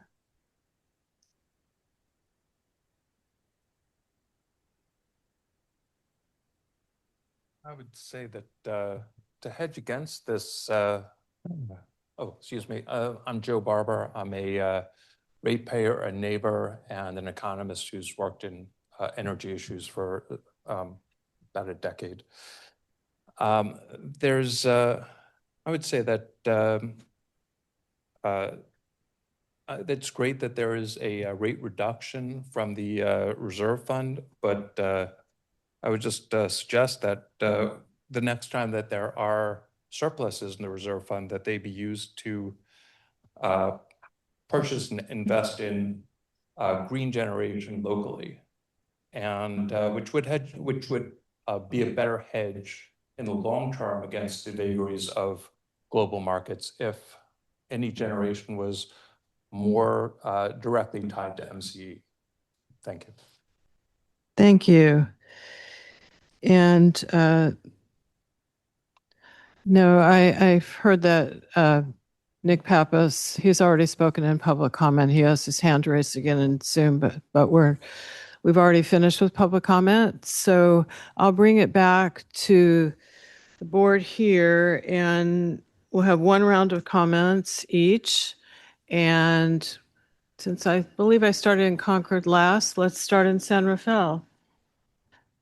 Any deliberative comments in San Rafael? Oh, Director Perret. Thank you, Director Kohler. I have a few notes here just to keep me on point, and I'm going to focus on the CARES program. We've all acknowledged throughout this budget process, which I think has been a really good process, so thank you, Mayra and Don and everyone else who contributed to it, that the cost of electricity is constraining many of our ratepayers. We considered multiple options when we did rate reductions, and we settled on a medium path. I think it was a good first step. Our lowest income customers, however, are still bearing the increased costs of electricity that we've seen with the PCIA fee and other regulatory pressures that we've experienced here at MCE. So I would like to propose one change in our budget tonight, which is to fully fund the CARES program. Currently, the CARES program at $10 million is still underfunded, though it is an increase from previous years. I did check in with Don and Zay Perrin ahead of this meeting to understand the implications on the budget, as well as what customers we have at MCE. So there's currently 110,000 care for our residential customers and 36,000 small business customers in the MCE territory who are MCE customers. I would propose that we fully fund the program so that those customers that are currently eligible for the program can enroll, and that there's an auto enrollment of those customers. We actually did an auto enrollment last year for a smaller subsection of customers, and that went smoothly. So it's not any sort of barrier for staff to do a program that's auto enrolled. If we auto enroll both residential and small business customer segments, the budget total would need to be increased from 10 million to 37.1 million. If we cap the small business section but auto enroll only the residential section, we would need to allocate 27 million instead of 37.1 million. We've already allocated 10 million, right, in our rate setting process that's incorporated today, so the increase would either be 17 or 27.1 million. Our budget, I feel, can withstand this, in part because we opted for a rate reduction option that was a more middle of the pack. We did not go with options 3, 4, or 5, which would have had a bigger impact. I asked Mayra a few minutes ago where staff would recommend we pull these funds from if we did this increase, and the answer was the ORF, which I support. This is well worth it to avoid having a program that is benefiting existing customers be capped at a time of need for so many. So when the time is right, I would like to make a motion in that regard. Thank you, Chair. Thank you. Other deliberative comments here in San Rafael? Director Alessio? Thank you. I just want to compliment staff for the process that we had as a new member of the board, just 1 year. It's a big agency. There's a lot of numbers and there's a lot of things to figure out and understand. And I appreciate the board workshops we had. Clearly, you went through all the committees to present a draft or this budget, so there would be even further information provided, and also receiving responses from the board members at the different committee levels. So it's there's still a lot to learn. I'm still only just over a year here, but I've been in a lot of different budgets and budget workshops, and I thought the staff did a really good job. So thank you. In terms of what's been proposed, and again, I think your heart is absolutely in the right place. But when we made that decision as a board to hit that mid-level, that hit me at as comfortable as I could possibly be at this time. And I would not want to dip any further into the ORF at this point. I felt like we stretched even to get to that point. That's just my personal opinion. Thank you very much. Thank you. Other directors here have deliberative comments. Director Andre? Thank you. So I would like to circle back to the personnel costs. I do feel that there's room to cut in the personnel costs. I think that, again, given what we just heard about affordability and ratepayers feeling the squeeze, I think that we should try and control all our costs so that we can increase our rate cuts to our ratepayers. And I think, we can definitely find some dollars in the personnel budget to allow some rate relief. So I would be a proponent of capping the personnel increase at 5% year over year. And management can determine how it wants to allocate the increase in the personnel expense budget, but to cap the personnel expenses at 5%. Thanks. Thank you. Director Sackett? I have a question for clarification. In just reading the staff report, did the executive committee recommend this budget that's in front of us and that it come to the full board? Yes, that's correct. Okay, thank you. I think the one piece, as the chair of the executive committee, I don't believe we discussed the 175,000. That was a separate item that I don't believe we discussed. No. So we really just, we recommended approving the proposed budgets inclusive of the 2.05 cent rate reduction effective April 1st and the temporary 0.62 cent rate credit running April to December. That other piece about the 175,000 was not considered in XCOM. In the 175,000 for community programs, is that correct? Right? Okay. And just clarifying that it was brought up in XCOM. It was not part of the motion, but we did have a number of members of XCOM bringing it up and supporting it. And that's why it was presented here as an option. Thank you for that clarification.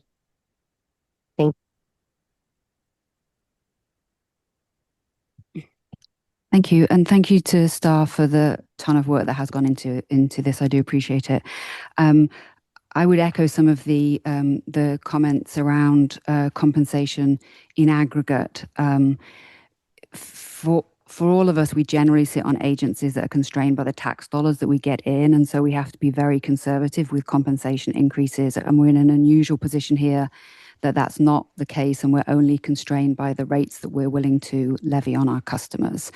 I think if we asked our customers whether they wanted to approve a 15.4% increase in salaries, the answer would be no. And so I would also support a lower growth in compensation than is recommended. I'd, however, also like to echo and support the comments made by Vicken about concentrating more on the core components of the business in terms of finance, procurement, rather than some of the more softer aspects of the employee pool. I think that's really important going forwards. And whilst understanding Director Perez's comments about increasing the care credit, I think if we were going to be spending money from the operating reserve fund more than we're already doing, I would have supported that in terms of a general rate reduction. The CARES customers are already going to be getting some support, and they get support from the state as well. And there are many people just above that level. And so I think allocating more to that particular demographic doesn't seem fair to me. Thanks. Thank you, Director Wilkinson. I don't see other directors here in Concord. I want to check with Director Brown. Did you have any deliberative comments? I just see your hand waving. Director Painter, did you have any deliberative comments? Yes, thank you. Just a few. The reason I asked earlier about the review, either on a monthly or quarterly basis, is because a budget is a living document, and as has already been expressed, I think the work that has gone into the budget this year is really exemplary. And as a board member, I've learned a great deal that we can carry forward into future budgets. But I think we just all need to move forward and be really mindful of how the market and the world at large is going to affect us. And so, while, as has already been expressed, I think it would be, the sentiment is in the right place to look at the fairly extensive increase in the care funding. But at this point, with the budget work that we've done and the rate changes that we've made, I'm more comfortable to stay with where we are. And as we check on the budget on a quarterly or at a 6-month basis, perhaps we can reconsider some adjustments. But at this point, I would prefer to move forward the way the budget is proposed, and of course support the 175,000 that is recommended, which I think is a relatively small amount, to the community programs. And again, thank you to staff for all the work that went into bringing us a comprehensive budget. Thank you. And moving on to Concord, you'll have to tell me because I can see a bunch of heads, but not much else. Thank you. I see Director Bellot has a mic on. All right. Good evening, fellow board members. As we are discussing the 26-27 budget, I would like to give my perspective and raise a few points. MCE's purpose was and is to buy green energy, mark it up to cover their costs, and sell it to our residents and business owners, the MCE ratepayers, at a competitive cost to PG&E. I want to thank all of the board members for voting in a rate decrease at the last board meeting to help make that happen. Unfortunately, part of the decrease will only last 9 months. So how can we keep that permanent, or better yet, lower rates even more for all of our residents and business owners? Well, you can bring in more revenue, lower expenses, or a combination of both. And we have the opportunity to do that tonight. So number one, programs. Staff has given us the opportunity to eliminate 3 programs, which are options 3, 4, and 5 on page 43 of the packet, which will save over $5.3 million, money that can be used to keep rates lower for all MCE ratepayers. I recommend options 3, 4, and 5 to eliminate these programs. Number 2, personnel expenses. These are increasing 10.8%, and that's on page 33 of the packet. $3.2 million more from last year's amount. Staff wants 5 more employees at approximately $277,000 average fully loaded cost for each, which totals almost $1.4 million. Instead of just adding these employees, which are probably well needed, how about reducing personnel expenses in other areas or departments the same amount? That way we have a net zero increase for these employees. I highly recommend that this item be added to the motion to approve. And number 3, communication services, also known as advertising. When businesses allocate money for advertising, they are looking for a boost in revenue. Our communications budget is of almost $1.9 million is being used to promote programs that pay out money, not bring in money.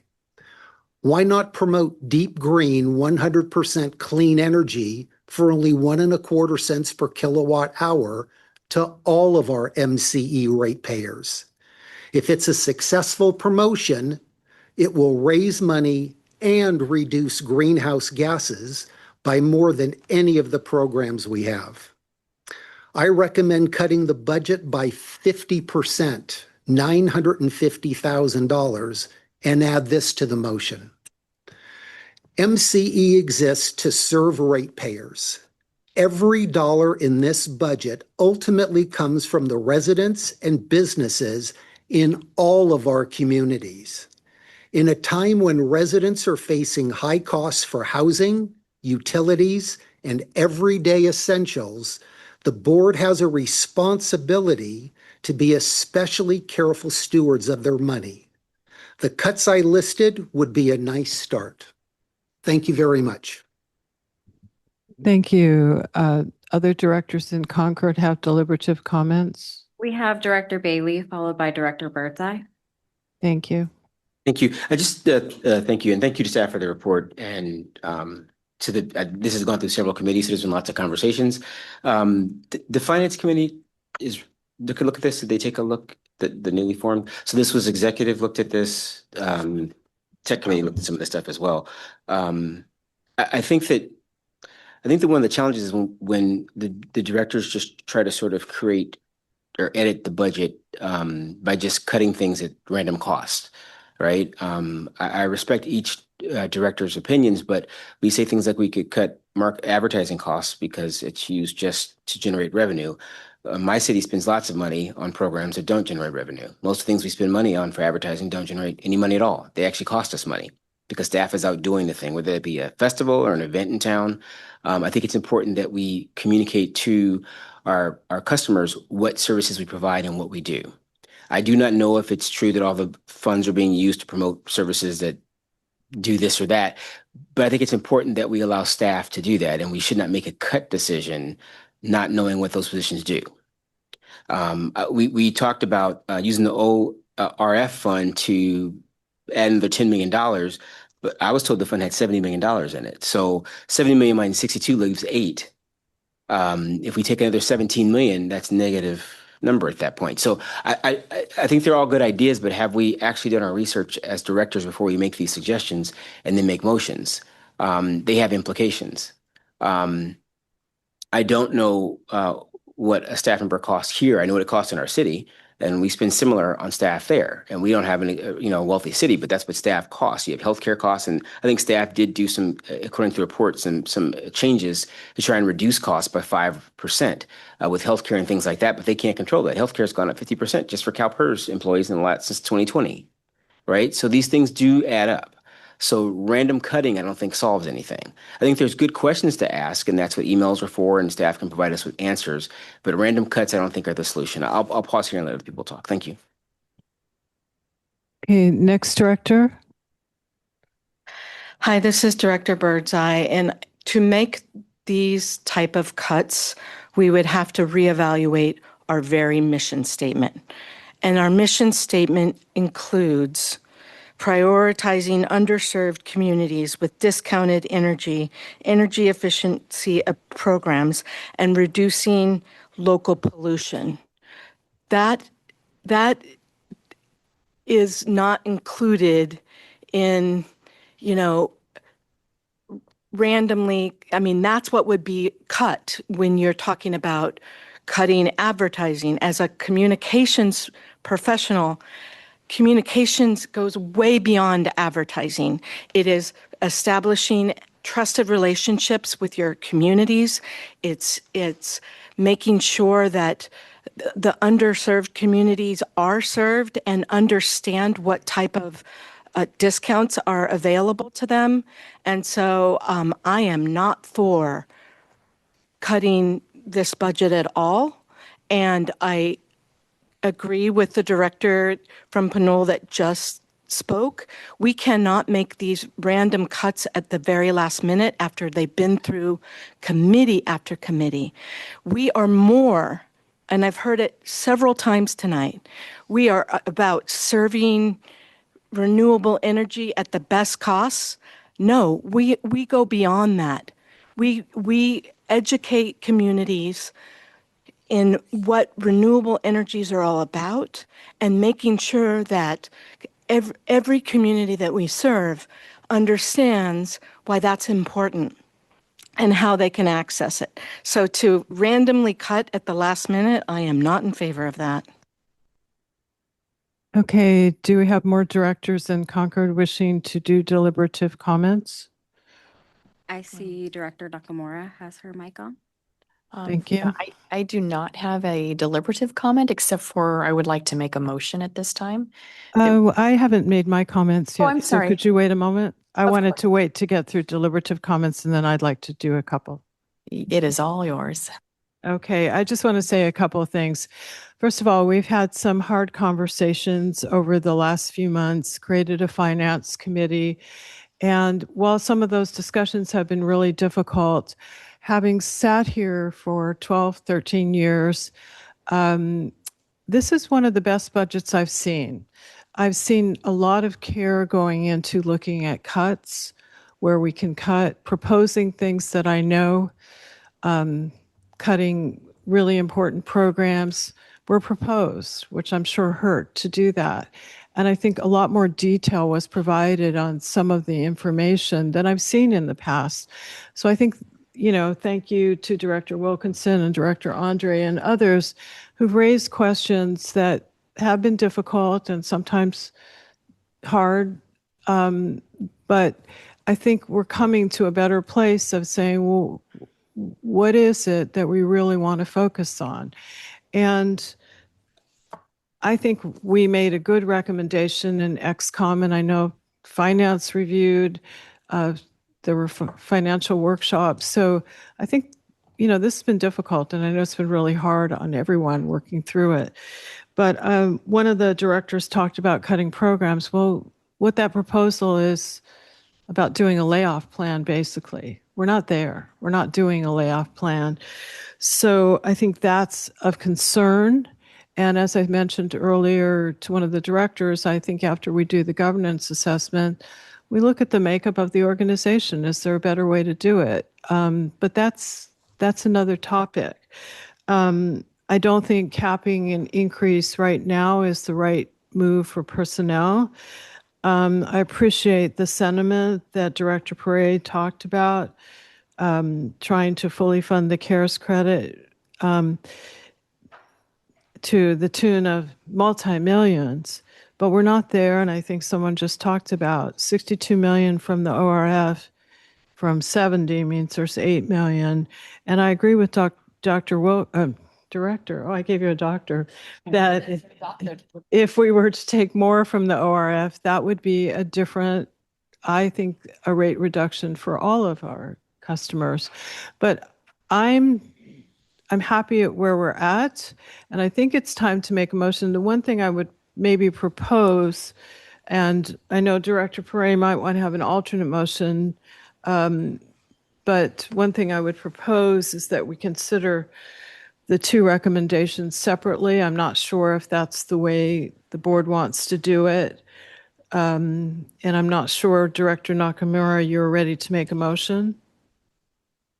Yes, I was going to make a motion encompassing both of the recommendations that we approve the fiscal 26-27 proposed budgets, and also the 175,000 to avoid any decreases in local community and industry events.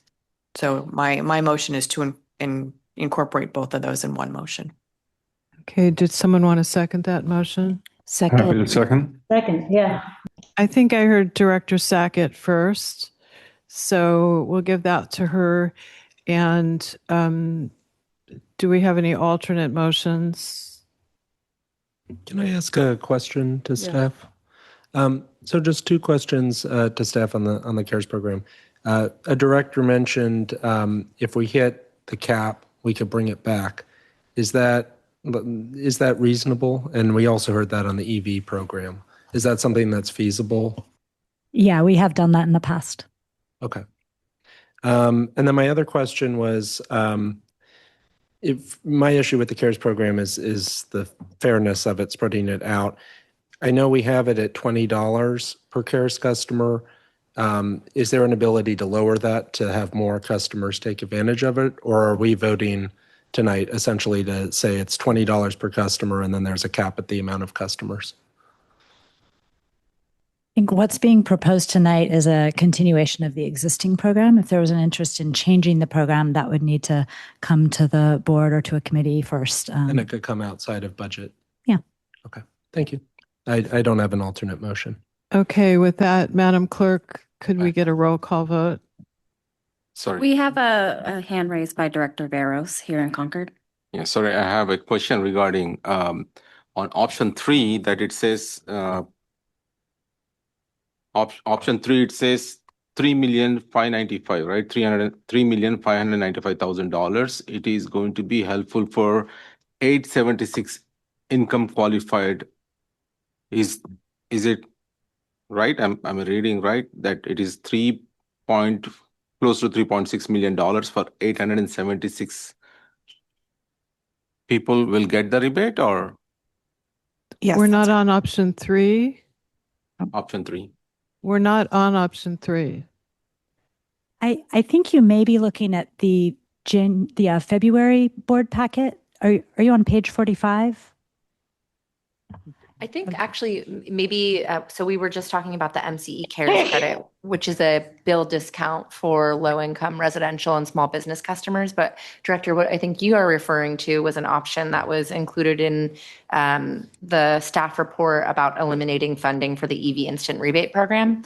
And that isn't included in the budget since the executive committee voted to recommend fully funding the customer programs.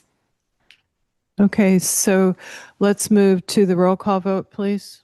Excuse me, let me just go ahead and clarify. I want to go ahead and read this for the record.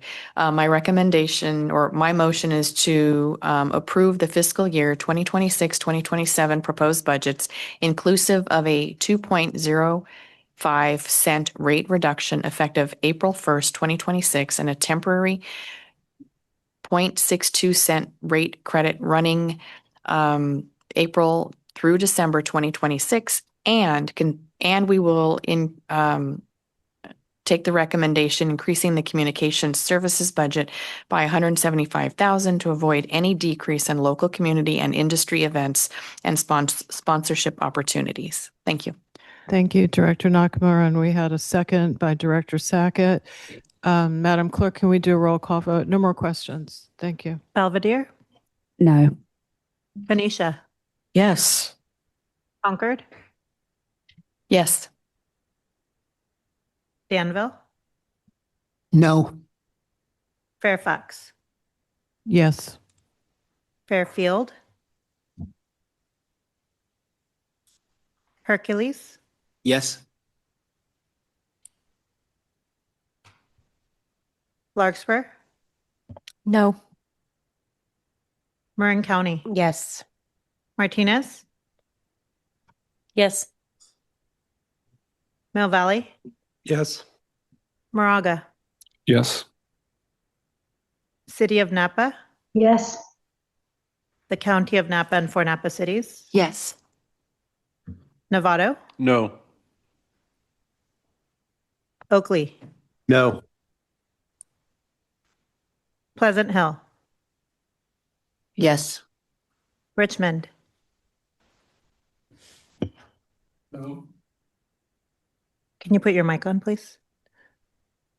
Your mic wasn't on. Turn your mic on, please, for your vote. It's not on. It's not on. You press the button. Sorry. No. Thank you. Ross, Yes. San Ramon, Yes. Solano County, Yes. Tiburon,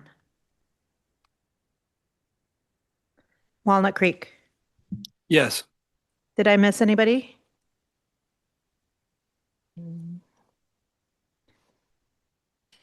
Wait, do we not have a quorum? Oh, yeah, we do. Motion fails. I think it failed. Correct. This item is an item under our operating rules that requires a majority of the full membership of the board to approve. So under the current motion that was approved, it failed. We need 20 yeses for an item to pass on the budget. So do we need an alternate motion to try to move this along? I'll make an alternate motion. Okay. I'll move to approve the fiscal 26-27 budget without the 175,000 additional funds allocation to the communications budget, and with a 5% total increase to the total personnel costs for fiscal 26-27. I'll second that.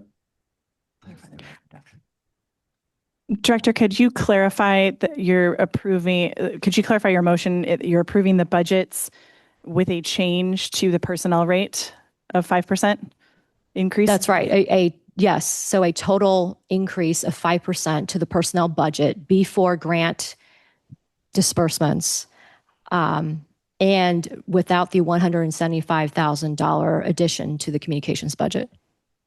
Great. And could you clarify any rate reduction in your motion? Yes. So the rate reduction as written in that the board has previously approved. Let me bring it up.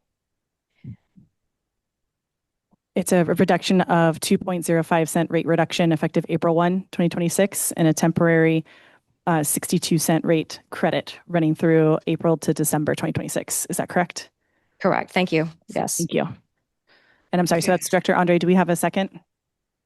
We already have a second here from Director Jacobs. And Thank you for clarification. Director Brown, did you have an alternate? I had a question. I'm confused as to why the first one, is it because we didn't get the 20, and why then, if we're talking about money for the second motion or the substitute motion, however you want to deal with it, would be if it does pass, does it also need 20? I'm kind of confused. Yes. Okay. Yes, same thing.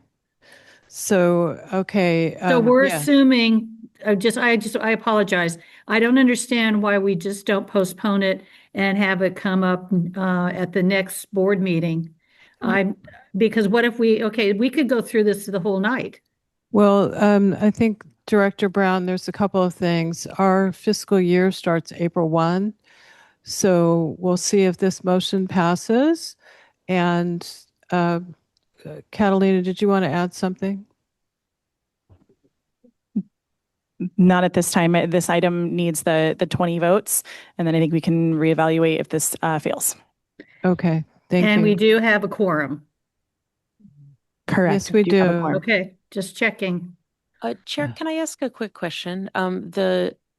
The revised motion that's on the table, can you clarify what page in the packet you're proposing the 5% cap for salaries? Because that feels like a very specific cap, and I really want to understand what table you're referring to, all of that. Director Andre? I think it's page 13. Okay, that's the page that I'm on. So you're speaking to, it's page 13 of the slide deck, 59 of the packet, if I am on the right page, and salaries approved versus proposed, the variance is showing up at 15.4%, and Director Andre is proposing capping that at 5%. Is that the proposal on the table, or are we talking about something completely different? Yeah, thank you for your question. So my cap is where you see the 10.8% at the bottom, total personnel costs. Do you see on slide Yes, page 15? So the 10.8%, I'm just proposing that is 5%. So I just want to clarify, because the 10.8, according to this slide, includes new positions and COLA and merit adjustments all combined. So that is a rather specific limit without having a specific source associated with it. I just wanted to understand what 5% equals.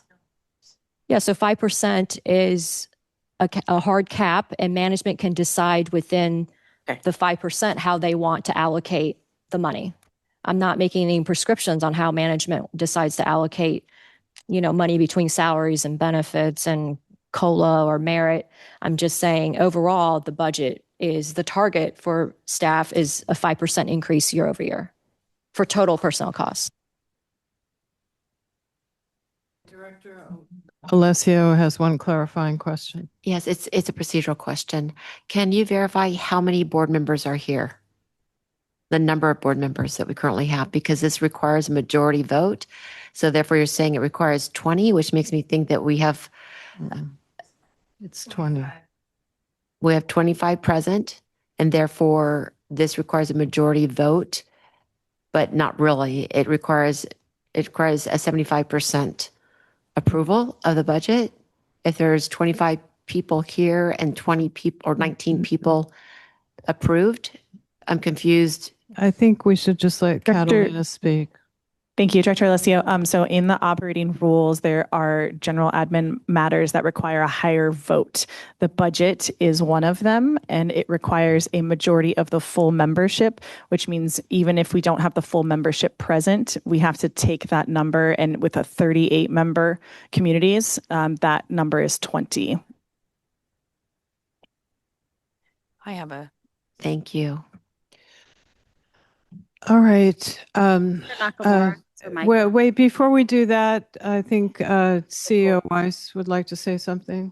Yeah, I just wanted to clarify that the motion on the table would result in some staff layoffs. So I just wanted to make sure the board is aware of that. We're happy to follow what the board decides. Thank I have a you. substitute motion that I'd like to make. Okay, and is that Director Nakamura? Yes, it is. Okay, go ahead, please. My motion is that we approve the fiscal year 2026-27 proposed budgets inclusive of a 2.05 cent rate reduction effective April 1st, 2026, and a temporary 0.62 cent rate credit running April through December 2026, and increase the communications services budget by $175,000 to avoid any decrease in local community and industry events and sponsorship opportunities. I'll We've second. already, wait a minute, that's, okay, you want to do the same vote on the original motion. That is the alternate motion that I am proposing. I'll second. Okay, so we have to take the alternate motion first, from what I understand. It's an That would be alternate. correct. And Catalina, just to clarify, let's stop all the side conversations, please. A point Please. of order? Well, just let me ask Catalina. So it's the same motion that already failed. Is it considered an alternate motion? I would argue that it is not an alternate motion. It Okay. would be substitute because it came second, but unfortunately it is not alternate than what was just voted out.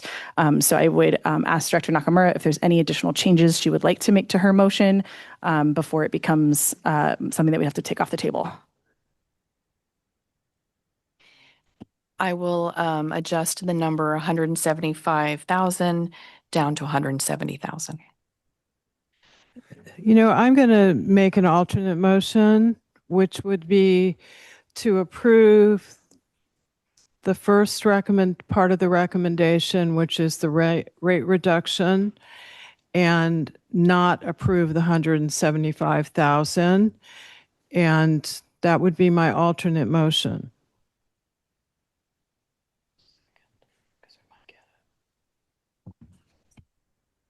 I'll second. Okay, can we do a roll call vote on the alternate motion? Catalina, that's correct. We take that first.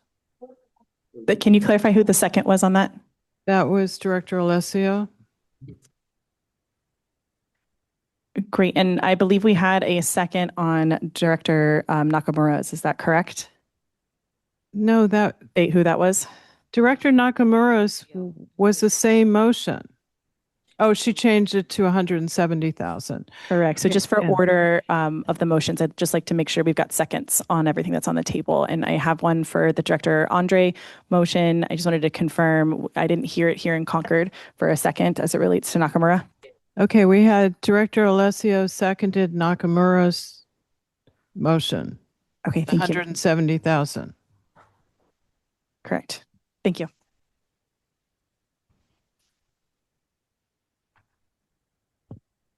Okay, so then we are going to be moving forward with voting on Director Kohler's motion, which is the fiscal year 2026 proposed budgets, inclusive of the rate reduction that she indicated that's in the staff report. And that has been seconded by Alessio. And go ahead, clerk. Catalina, can I just interrupt for 1 second? Can I get a clarification that my motion with the reduction was seconded by someone in San It Rafael. was Correct. Director Alessio. And even with the adjustment as well? The adjustment was seconded. Okay, thank you. Belvedere, No. Benicia, Yes. Concord. And which one are we voting on right now? This is the last. This is just the rate reduction without the 175,000. Thank you. No. Danville, No. Fairfax, Yes. Hercules, No. Larkspur, No. Marin County, Yes. Martinez, Yes. Mill Valley, Yes. Moraga, Yes. City of Napa, No. the County of Napa and 4 Napa cities, Yes. Novato, No. Oakley, No. Pleasant Hill, No. Richmond, No. Ross, Yes. San Ramon, No. Solano County, Yes. Walnut Creek. No. Is there anybody else that I did not call? Motion fails. Okay, let's repeat. Catalina, which is the next motion we take up?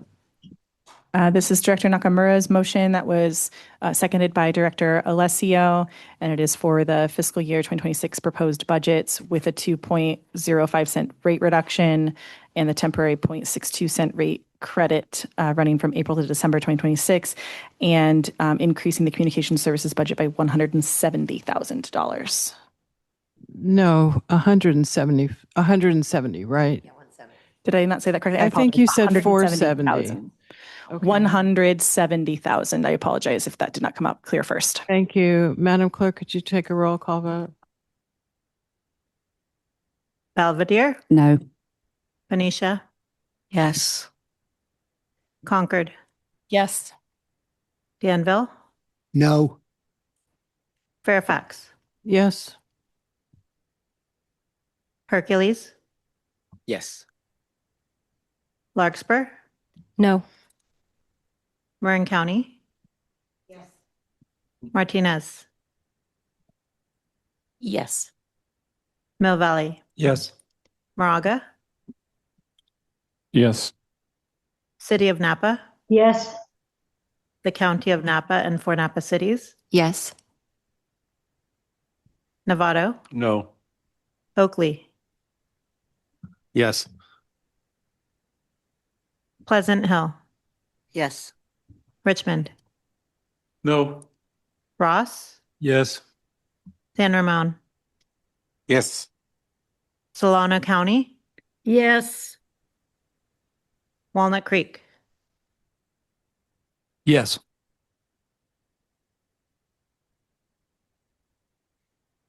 One moment. Motion passes.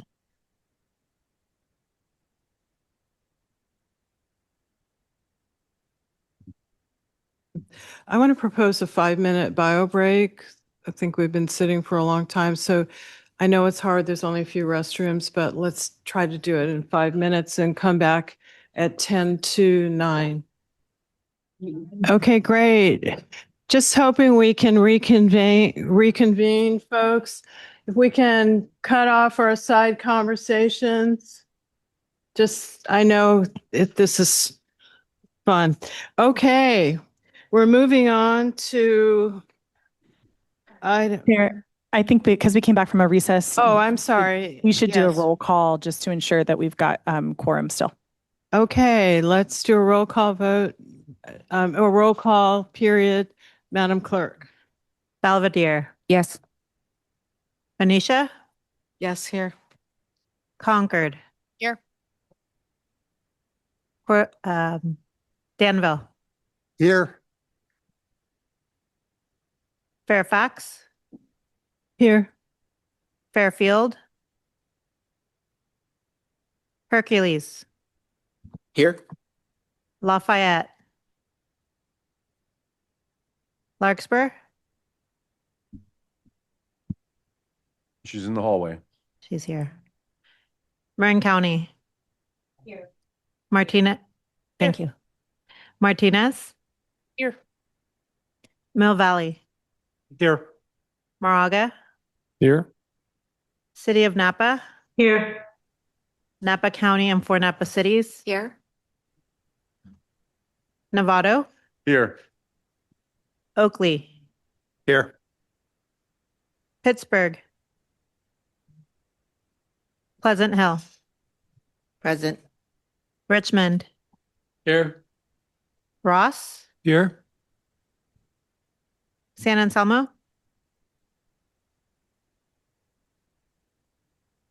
San Ramon. Here. Solano County. Yes. Walnut Creek. Here. Did I miss anyone? Quorum established. Larkspur. I'm here. Thank you. Quorum established. Thank you. So we're going to move on. I want to remind folks that we have 2 items left on the agenda, and I think it's critical that we get through all of those. So the item 7 is the draft MCE RFP governance assessment services, and I will turn it over to I'll kick us off and then I'll ask others to jump in if I can. okay, and I think Director Birdseye is in Concord if we need help. Right, right. So the ad hoc governance group has met a number of times. Supervisor or Director Alicio, Director Birdseye, Director or Chair Scales Preston, and myself meeting with various folks who do governance assessments and getting feedback. And the memo, I hope, explains what we're after here. We really did get a lot of information.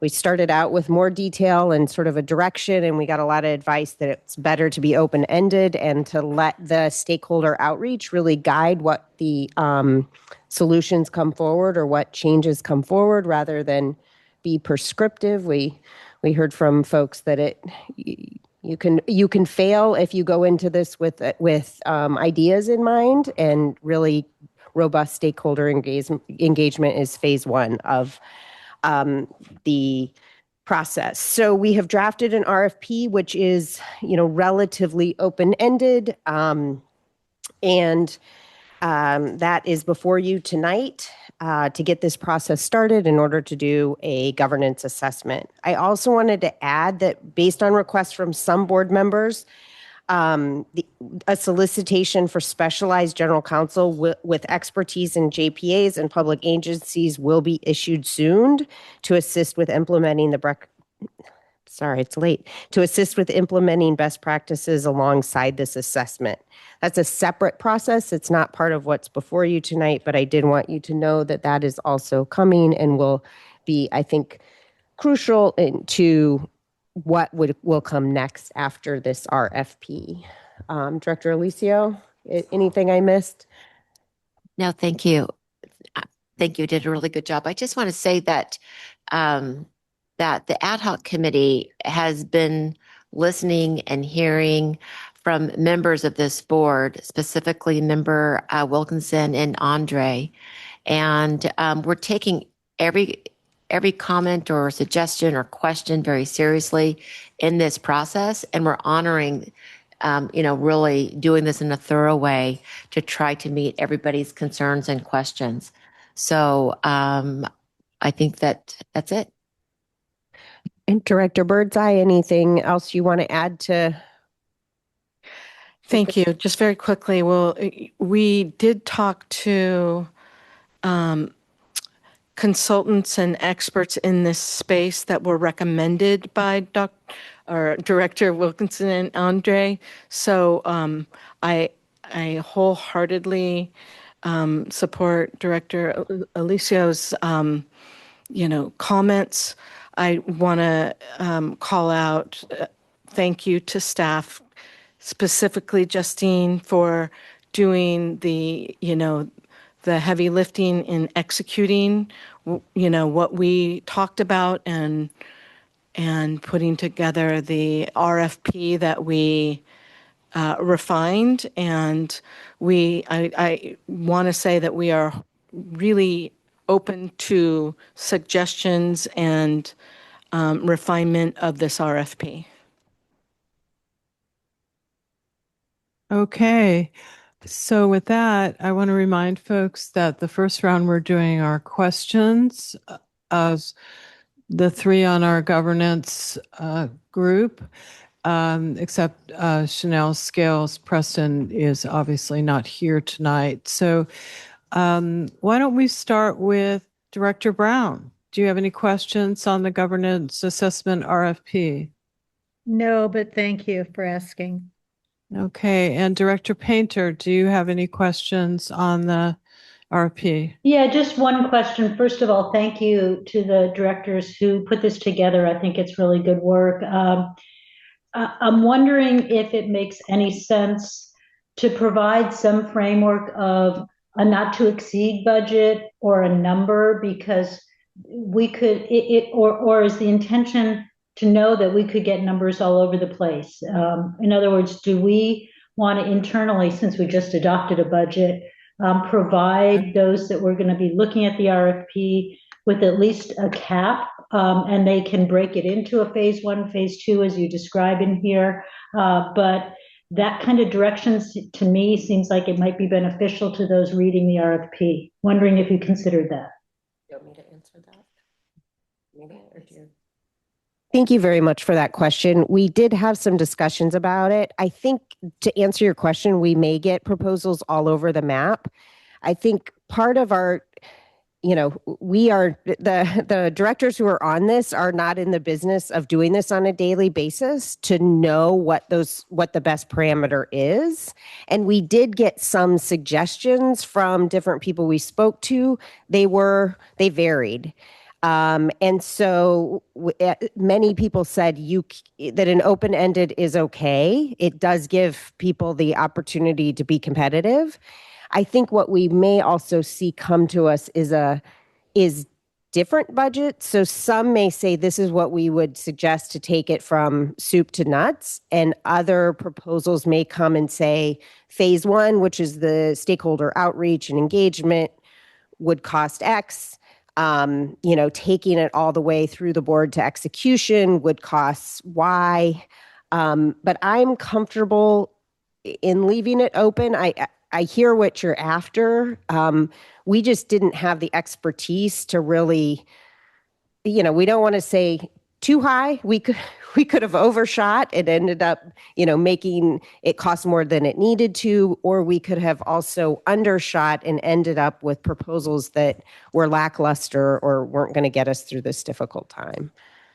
I was just going to comment on that real quickly, in that I understand that approach, and I actually agree with it in a lot of senses. And maybe if staff could help us with the budget that we just adopted, when the proposals come in, what might fit and what might not.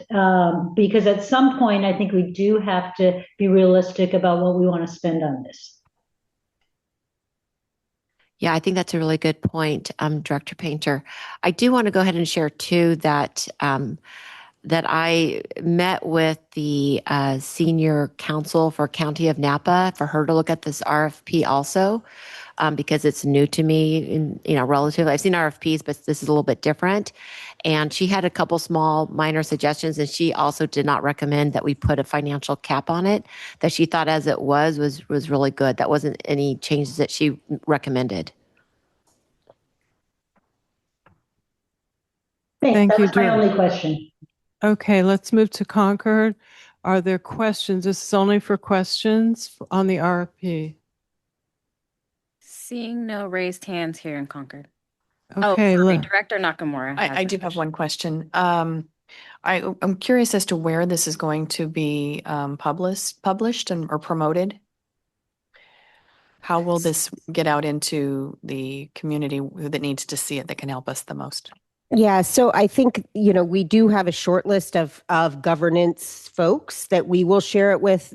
MCE will post it where they put RFPs on a regular basis. And then I think, also encourage all the board of directors that if you know people in this space or know spaces where it should be posted, to please. I know I've spoken to folks at the California State Association of Counties who have sort of listservs to push it out to as well. But I think the broader, the better. And if we all put our heads together, I think we can get it out pretty far. Okay. So no other questions in Concord? Okay, I see no additional hands. Thank you. Okay, thank you. Bringing it to San Rafael, are there questions, just questions in San Rafael? Seeing none, okay, let's go to public comment on this item, please. I see no public comment here in San Rafael. Okay, there's no one in Napa or Solano. Do we have any members of the public in Concord? No members of the public in Concord. Thank you. Okay, bringing it back for deliberative. Oh, sorry. You got one on Zoom? Okay. Jody Timms. Go ahead. Hi, Jody Timms. I trust that this proposal makes sense to those of you who are looking at it, but I've never seen a proposal that under the contract that says the scope of work will include every single thing under there as an option. So that's just very intriguing to me. So I hope that this goes far and wide and that a good independent and strong firm comes forward. But I've just never seen that, including, of course, the idea of an organizational review, which I think is really critical to this piece. But it looks like everything is optional, from talking to board members to looking at governance components, et cetera. So, okay, just wanted to make that comment. Looks pretty unusual to me in terms of any expectations or categories that you can compare proposal to proposal to. Thanks. Thank you. Anybody else on Zoom? I see no additional hands. I just want to ask Director Alessio or Sackett if you want to, I know you already talked about the idea of keeping this open-ended, but do you want to respond to that one public comment? I'm happy to respond. I mean, I think making things, one, we will see what people come back with in their proposed action in response to this request for a proposal. And two, for example, when we just did it, the County of Marin, sometimes you go down one avenue and start interviewing folks on the stakeholder engagement, for example, and it opens up other doors, and then time and so forth may change who kind of the breadth and direction you go based on feedback that you have. I think, in this case, I think it's mandatory that the consultant will speak with every board member, certainly. But I'm comfortable with the language, but we can edit it if that's the will of the board. And I'm happy to add that was intentional. We met with a Mr. Lindquist, who is somebody who recommended to us, who does this out of state. And it was all about not coming in with a pre-prescriptive, a bias, and to restrict any potential opportunities at looking at this and doing a full assessment. So that was actually intentional. I do think that the evaluation criteria will kind of hone that in, because we're looking for people who are specifically who've done this in past. So you'll see that, we're putting a lot of, 20% for the technical expertise in governance and public sector, another 20% with people in technical expertise in the energy markets and or utilities. And so I think that's 40% right there. So as you look at the criteria of as we evaluate the proposals, that in itself will give us a really good, I think, they'll show us a lot just through their proposals. We'll be moving to deliberative comments, but I just want to start and say a couple of things. One thing that comment just brought to mind for me is that what I see that in my perception, what's missing in the required content of the proposals is it does say describe the major tasks and estimated. Okay, so I guess that's in there, but it does seem like maybe just taking one little look at this to say there's some things I think you might want to do that, you just spoke to the idea of gathering input from board members. Well, of course that would have to happen. And I think the parts in the first part under A seem to me that you would want all of those, even though the rest of it is kind of open-ended. So I don't know if you want to think about that or others want to weigh in, but it looks to me like under A, all those things you would want, and then the areas that you want to be very flexible in is B and C. But that's my view, and others may not have that view. So with that, let's start in San Rafael on deliberative comments. Director Wilkinson, would you like to go first? Sure. I don't have a lot to say. I wanted to thank the ad hoc governance team that has put in a ton of work into this. I really appreciate all of the work that's gone in. I think it's very well designed. You've obviously taken expert input, and I fully support it as is. Thank you. Others in San Rafael? Director Andre? Yeah. Well, thank you, first of all, to the ad hoc governance committee. I think this is really well done. I guess a couple of things. I mean, do we need to define just more broadly what our goal is in terms of what do we want to get out of this governance review? Is it, for better oversight? Are we trying to get, more effective communication? Like, I feel like, should we define what the goals are and what do we want to try and get out of this governance review for people? And then secondly, in the proposed scope of work, I do agree that maybe we could be a little stronger in our wording in terms of like, what are we requiring from people?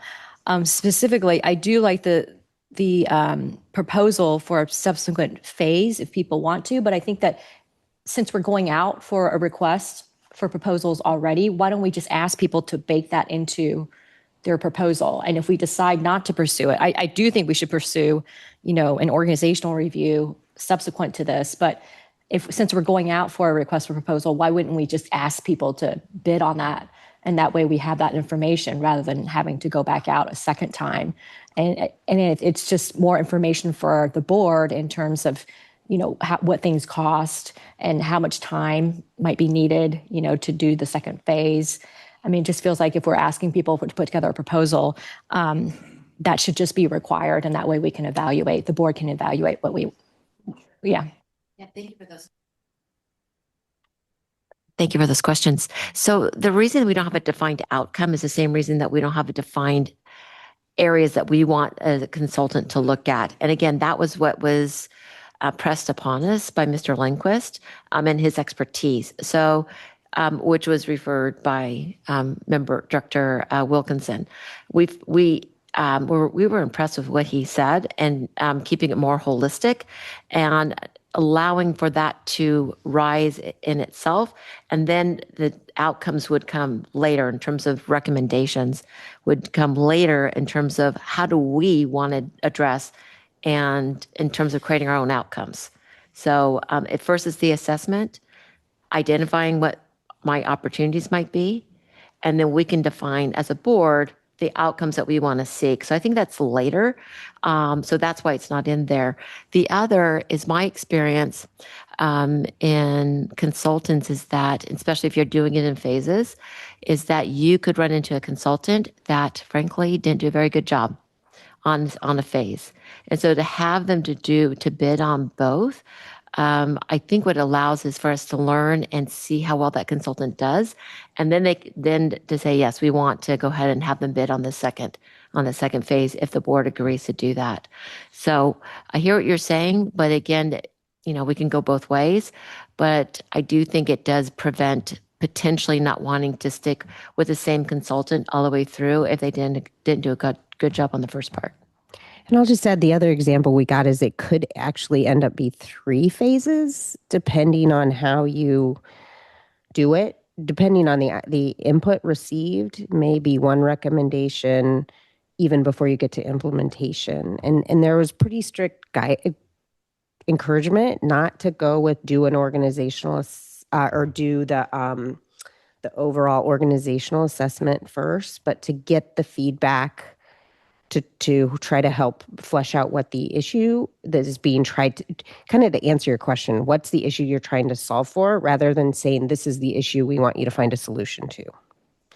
That you will get, we don't want a solution that at the end of the day isn't, palpable or isn't what people want, but really to take the time to do the robust stakeholder engagement to get all the issues on the table. I think that makes sense. I'm a scientist, and that is the null hypothesis. You don't want to start out with your hypothesis. So that makes a lot of sense.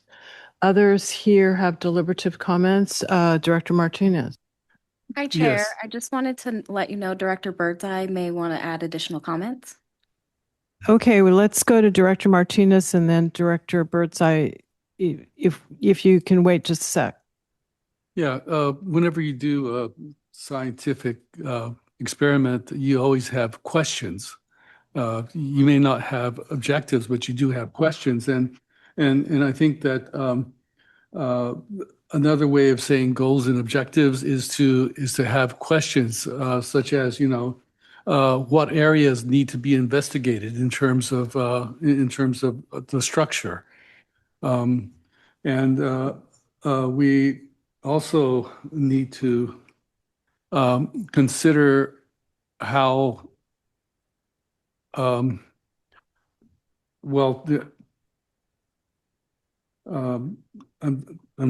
trying to figure out how to phrase it from areas of investigation such as how members interact, the dynamics between staff and the board, how time is used in board meetings. I mean, there's all sorts of variables that I think need to be looked at, and if we don't name them, they may not look at them. So I think it's important that we name them. Thank you. Director Birdseye, I apologize for missing you before. Thank you, Chair. My short comment is the more open-ended we leave it, the truer proposals we're going to get. If someone's going to leave out not talking to all the board members, they're not going to be selected. So it's a Darwinian approach, but we know what we're looking for, and I feel like we don't have to prescribe it because there is a rich universe out there that wants this contract. We talked to several people, and the most influential on the ad hoc committee was as open-ended as you can leave it. You will get rich proposals of all kinds. And if someone's not giving, if someone's not stating the obvious, they're out. And it's it's up to our selection committee to ensure that the proposals that make it to the final round are the best. Thank you. I just want to say, doing a time check, we're about at 9:20 and we have a cutoff at 10 and we have one more item. So I think we've covered deliberative comments here and I think we're ready for a motion. One more comment here in Concord from Director Law. Okay. Hi, everyone. Just wanted to add a comment. I think it was a great proposal put together, actually. I worked in contracts and grants before and issued contracts from its inception to full execution. So not being so specific and narrow allows for a wider range of professional services and consultants to actually, be competitive for this opportunity. And in looking at the evaluation criteria, it does break down in percentage wise when the committee decides at that point in time whether or not there is a qualified consultant that would meet the goals and expectations of the committee. And during the contracting phases, that's when you can fine tune everything at that point in time. So I would, motion this to move forward with improve this what number is this again? A motion to approve the draft MCE RFP governance assessment services. And I'm sorry, I didn't catch your name. Could you? Your mic's off. Could you turn your My mic? name is Belle Law, City of Pleasant Hill. Okay, great. And I think we might have a second here. Second. Second. Okay. Oh, we already have a second here from Director Perret, who wanted to be first. So let's do Sharing is caring. let's do a roll call vote. Madam Clerk, please. Yes, we did. Yes. Belvedere, Yes. Venetia, Yes. Concord, Yes. Danville, Yes. Fairfax, Yes. Hercules, Yes. Larkspur, Yes. Marin County, Yes. Martinez, Yes. Mill Valley, Yes. Moraga, Yes. City of Napa, Yes. the County of Napa and four Napa cities, Yes. Novato, Yes.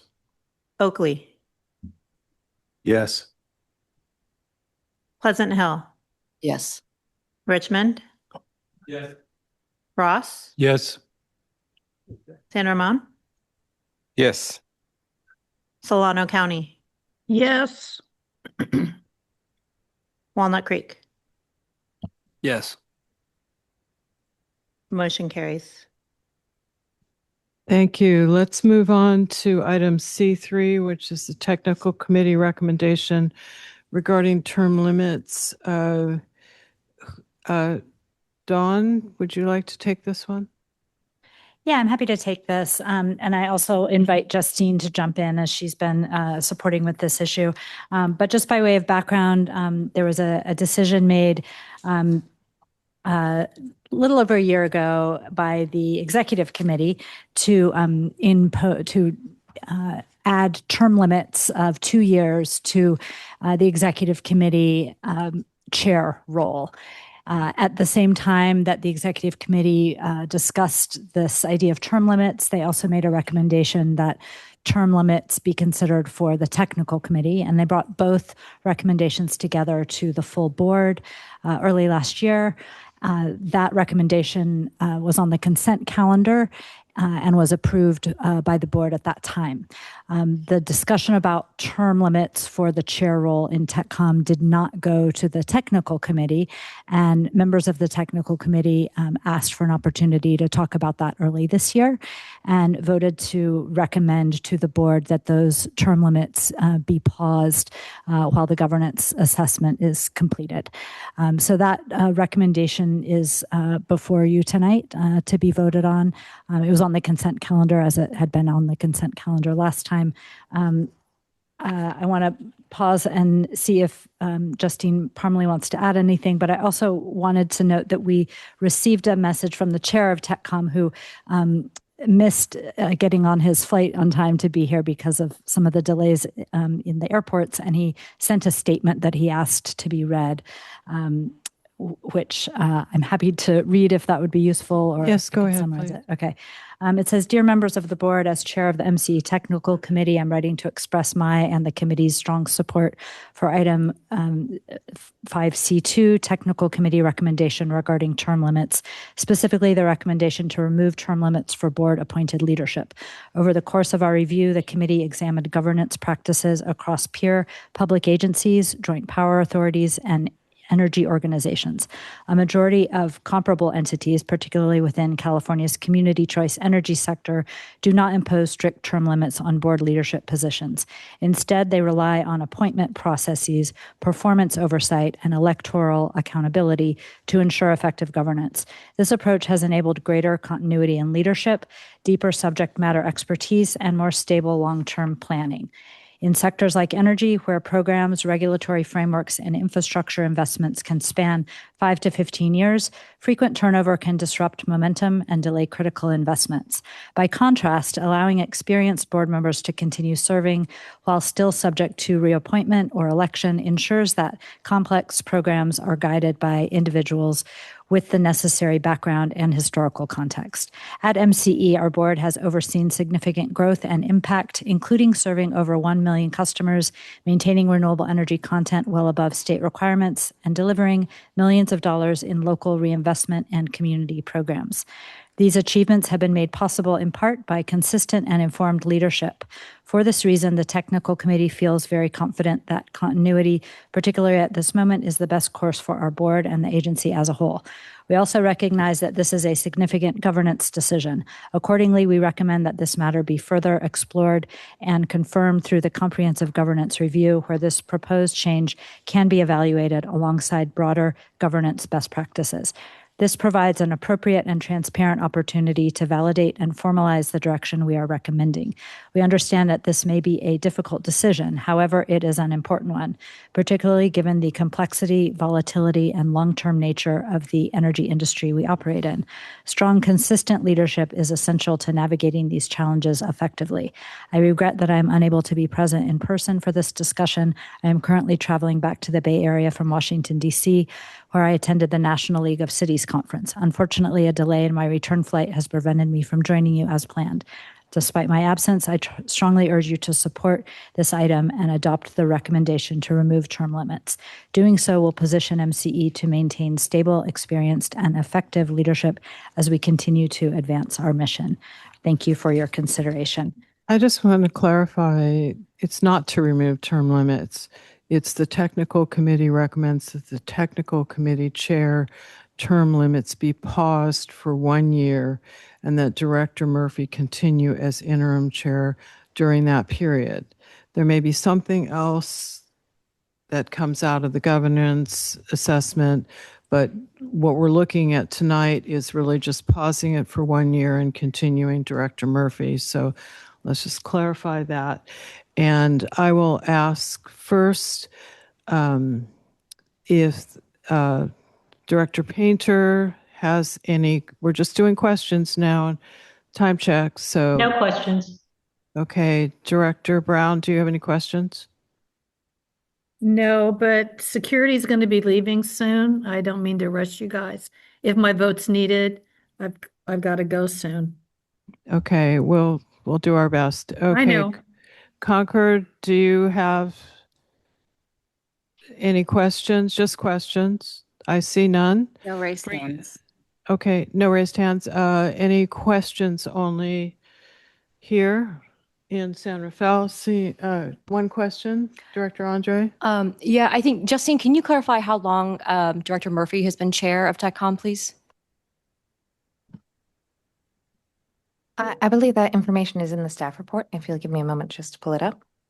And for the record, Jessica Brooks, who's in the room with you, her name is on this staff report at this time, and she may be able to shed light on the most recent meeting. It's in the staff report. The staff report says Director Murphy was elected to his second term as technical committee chair on April 4th, 2025, and is therefore termed out on April 3rd, 2026. So as of April 3rd, he would be in there 2 years. Okay. Well, actually, I think in a prior meeting, I think Justine said that he's been chair since February of 2022.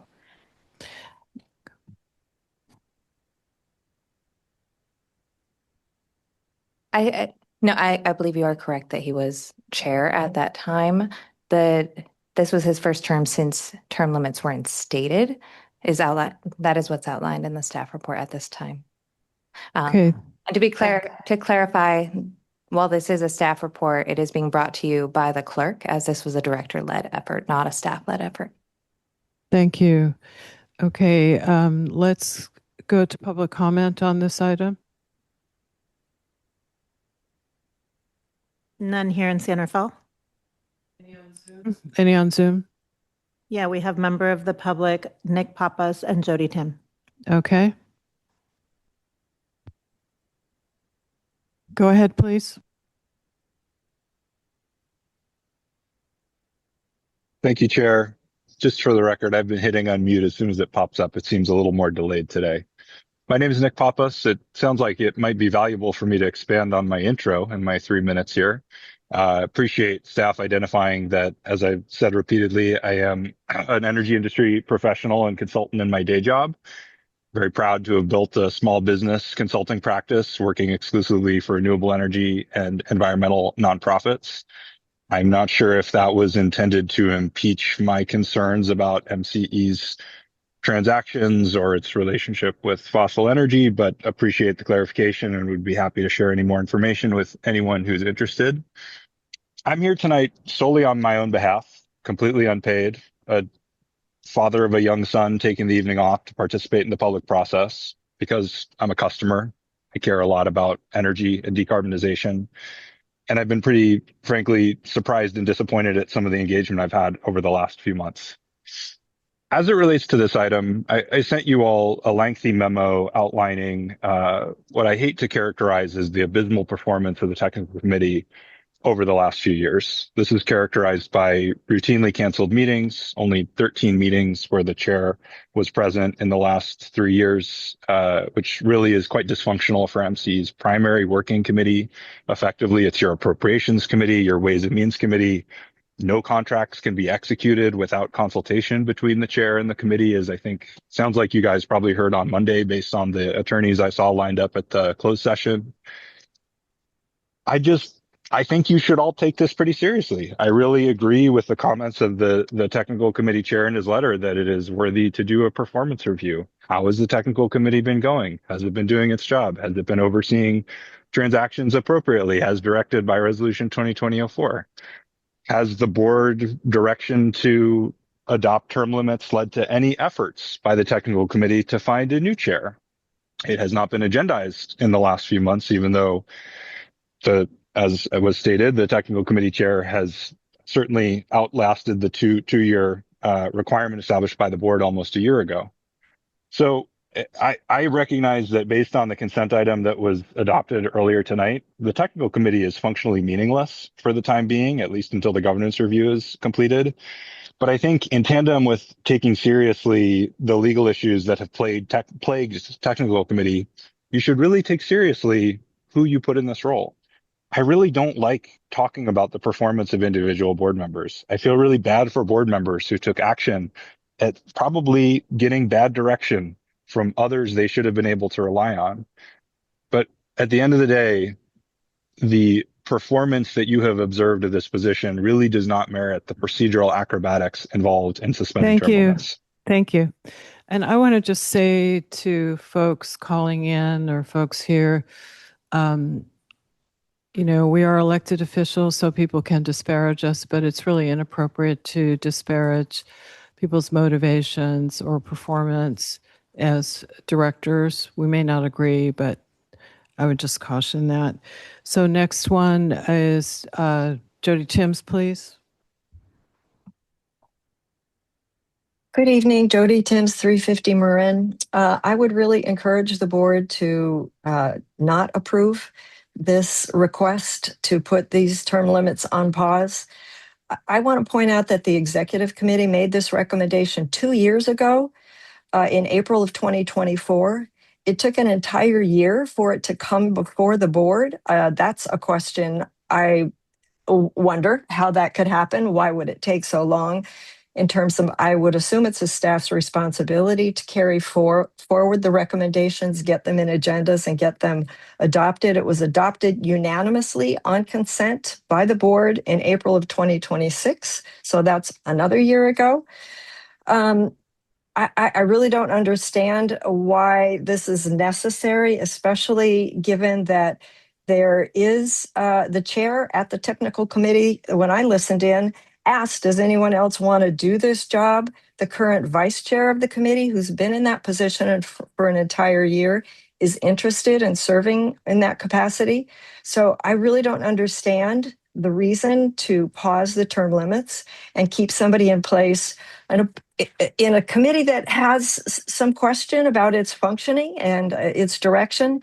I would suggest I don't see any reason to leave the current chair in that position while there's a governance assessment, especially given how that looks to me. It looks like it could be very open-ended for a good long time before a choice is made and a firm is actually in place and it's carried out and recommendations are made and changes are brought forward. So it just doesn't make sense to me to pause this when there is a committee member who's been serving for a year, who's willing to take on the chair. It's important to change leadership, especially that's why you all just decided unanimously to set term limits initially. So I encourage you to turn this down. Thank you. Thank you. Chair, this is Justine Parmley and MCE. I was hoping to just make a comment based on the prior public comment. I just was hoping to clarify the dates. The recommendation was made by the executive committee in December 2024 and then unanimously approved on consent at the board meeting in April 2025. We took a little bit of time with it to give it some legal vetting and make sure that every recommendation brought forward by the executive committee could be brought in on consent to the board. So that was why there was a 4-month gap between when the recommendation was made and when it was brought on consent. Thank you. And did I ask if there was any public comment in Concord? There are no members of the public in Concord. Is there any member of the public in San Rafael that'd like to speak? Okay, bringing it back for deliberation and possible. Thank you. Okay, Director Perret, we're bringing it back to San Rafael for deliberation and possible motion. Yeah, I'll keep it brief. I was chair of the executive committee when we discussed this. We felt that term limits made sense for our own committee on XCOM. We also felt that term limits made sense for all leadership roles at the agency. Staff took that back, did the legal vetting, and it was determined that MCE's rules do not permit term limits at the moment for chair and vice chair of the full board, but that the MCE could put term limits in place for the chair and vice chairs of committees. So in keeping with that, after my 2 years, I stepped down as XCOM chair at the beginning of this year. Director Kohler took my place, has been doing a great job. And we created a finance committee and put term limits in place for the finance committee as well. So I don't see any reason personally why we would go back on that. I don't think the governance committee is a reason why we should pause. I think the governance committee process is moving forward, but I don't see why we would go back on our commitment to term limits. And as has been said, it was a unanimous decision on XCOM and then a unanimous decision of this board as well. Thank you. Other Director Wilkinson? Yeah, I would just support that and say that it's healthy to rotate leadership just as a general principle. And so I would certainly support not supporting the motion. And it may be that the technical committee decides to appoint somebody other than the current vice chair. That's up to the technical committee. But I think we shouldn't be making temporary changes for no apparent rational reason. Thanks. Thank you. Other folks here in San Rafael have deliberative comments. Okay, let's move to, I see in Concord. We have Director Zorn. Thank you. I was going to guess that. Can we have someone from the technical committee advocate for this? I'm really having a hard time understanding why they want this. And I want to agree with the last commenter, Director Wilkinson, because there are however many people on the technical committee. And so they should be able to appoint whomever they want for the chair position. So it feels very odd to change the rules for one committee of several at this time. So if someone could just advocate for why the technical committee is recommending this to us, I would really appreciate it. I haven't heard yet. So is anyone in Concord on the technical committee? Director Bailey here. Okay, Director Bailey, could you go first? And I think we have Director Andre here. Sure. So I can tell you what was discussed at the committee. One of the challenges is the tech committee has a lot of new members. Our vice chair is relatively new, and so are some of the other members. I think I'm the second longest serving on the committee.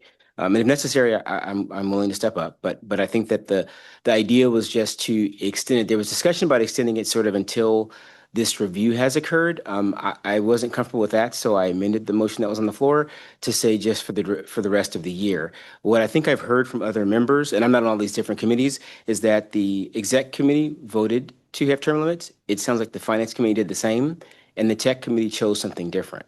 And I think that we respected what the executive committee chose, and we respected what it sounds like the finance committee chose. And so I think the tech committee is asking for that same respect in this effort.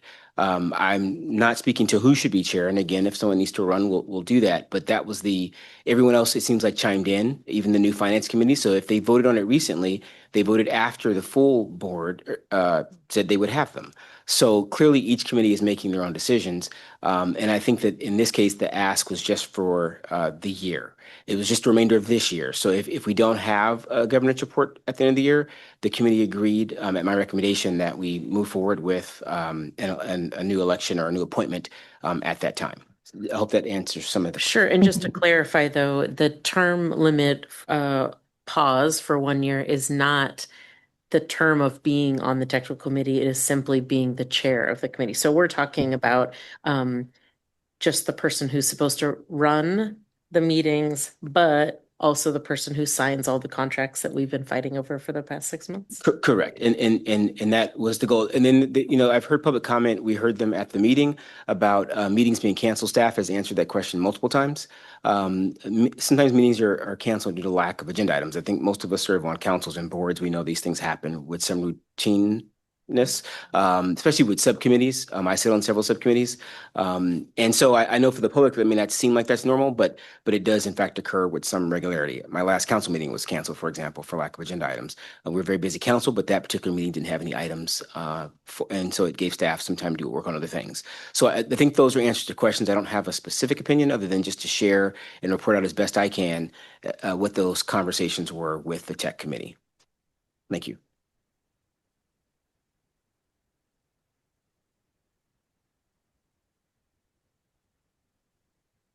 I think Director McCormick is also on TechCom, but I think Director Bailey covered the background. Did you have something to add, Director McCormick? Oh, he's gone? I thought he was there at one point. Okay, Director Andre, did you have something to add at this time? I am on technical committee. I just have to say that it was a split vote at technical committee, and Director McCormick and I dissented. We feel that the board passed this policy a year ago and that all the committees should adhere to board policy. And we felt that it was appropriate to rotate the leadership positions as every other committee, as every other committee at MCE. And we do it routinely at our councils and commissions that we sit on. Every year we elect a new chair at a committee. So Director McCormick and I just felt that it was best to just keep to the term limits. Okay, thank you. So with that, I'll bring it back for a motion for something. Did somebody, you could make a motion for the recommendation, or you could make an alternate motion, something different than the recommendation.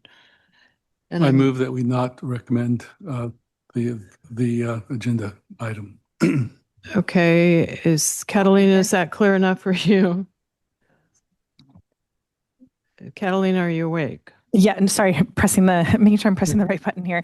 Now, I think that if I understand Director Martinez correctly, I think it would be a motion to reject the recommendation provided by the technical committee. Okay, and I think we had thank you very much. Thank you, Director Martinez, and Director Andre seconded. All right, so let's do a roll call vote. Madam Clerk. Belvedere, So it's a yes if you reject, correct? Yes. That is correct. Thank Yeah. you. We need to make sure we clarify that. Okay. go ahead. Benicia, No. Concord, No. Danville, Yes. Fairfax, I'm going to go yes. Hercules, No. It's been just yeah. So it's no then. Larkspur, Yes. Marin County, Yes. Martinez, Yes. Mill Valley, Yes. Moraga, No. City of Napa, Yes. County of Napa and 4 Napa cities, Yes. Novato, Yes. Oakley, No. Pleasant Hill, Yes. Richmond, Yes. Ross, Yes. San Ramon, No. Solano County. She's gone. Walnut Creek, No. motion passes. And I just want to mention that this is no reflection on Director Murphy's leadership. I think he's worked hard and done a good job. And this is really just a reflection of adhering to the term limits that were agreed to by the board some time ago. So with that, we'll move to board and staff matters. Do we have anything here in San Rafael? No. Do we have anything in Concord? Director Painter, you can't leave yet. Do we? Nothing in Concord. Director Painter, did you have any board and staff matters? No matters. Okay, staff, did you have any matters to discuss? Okay, I want to thank you all for your patience and good discussion. And it is 9:46. We're adjourning.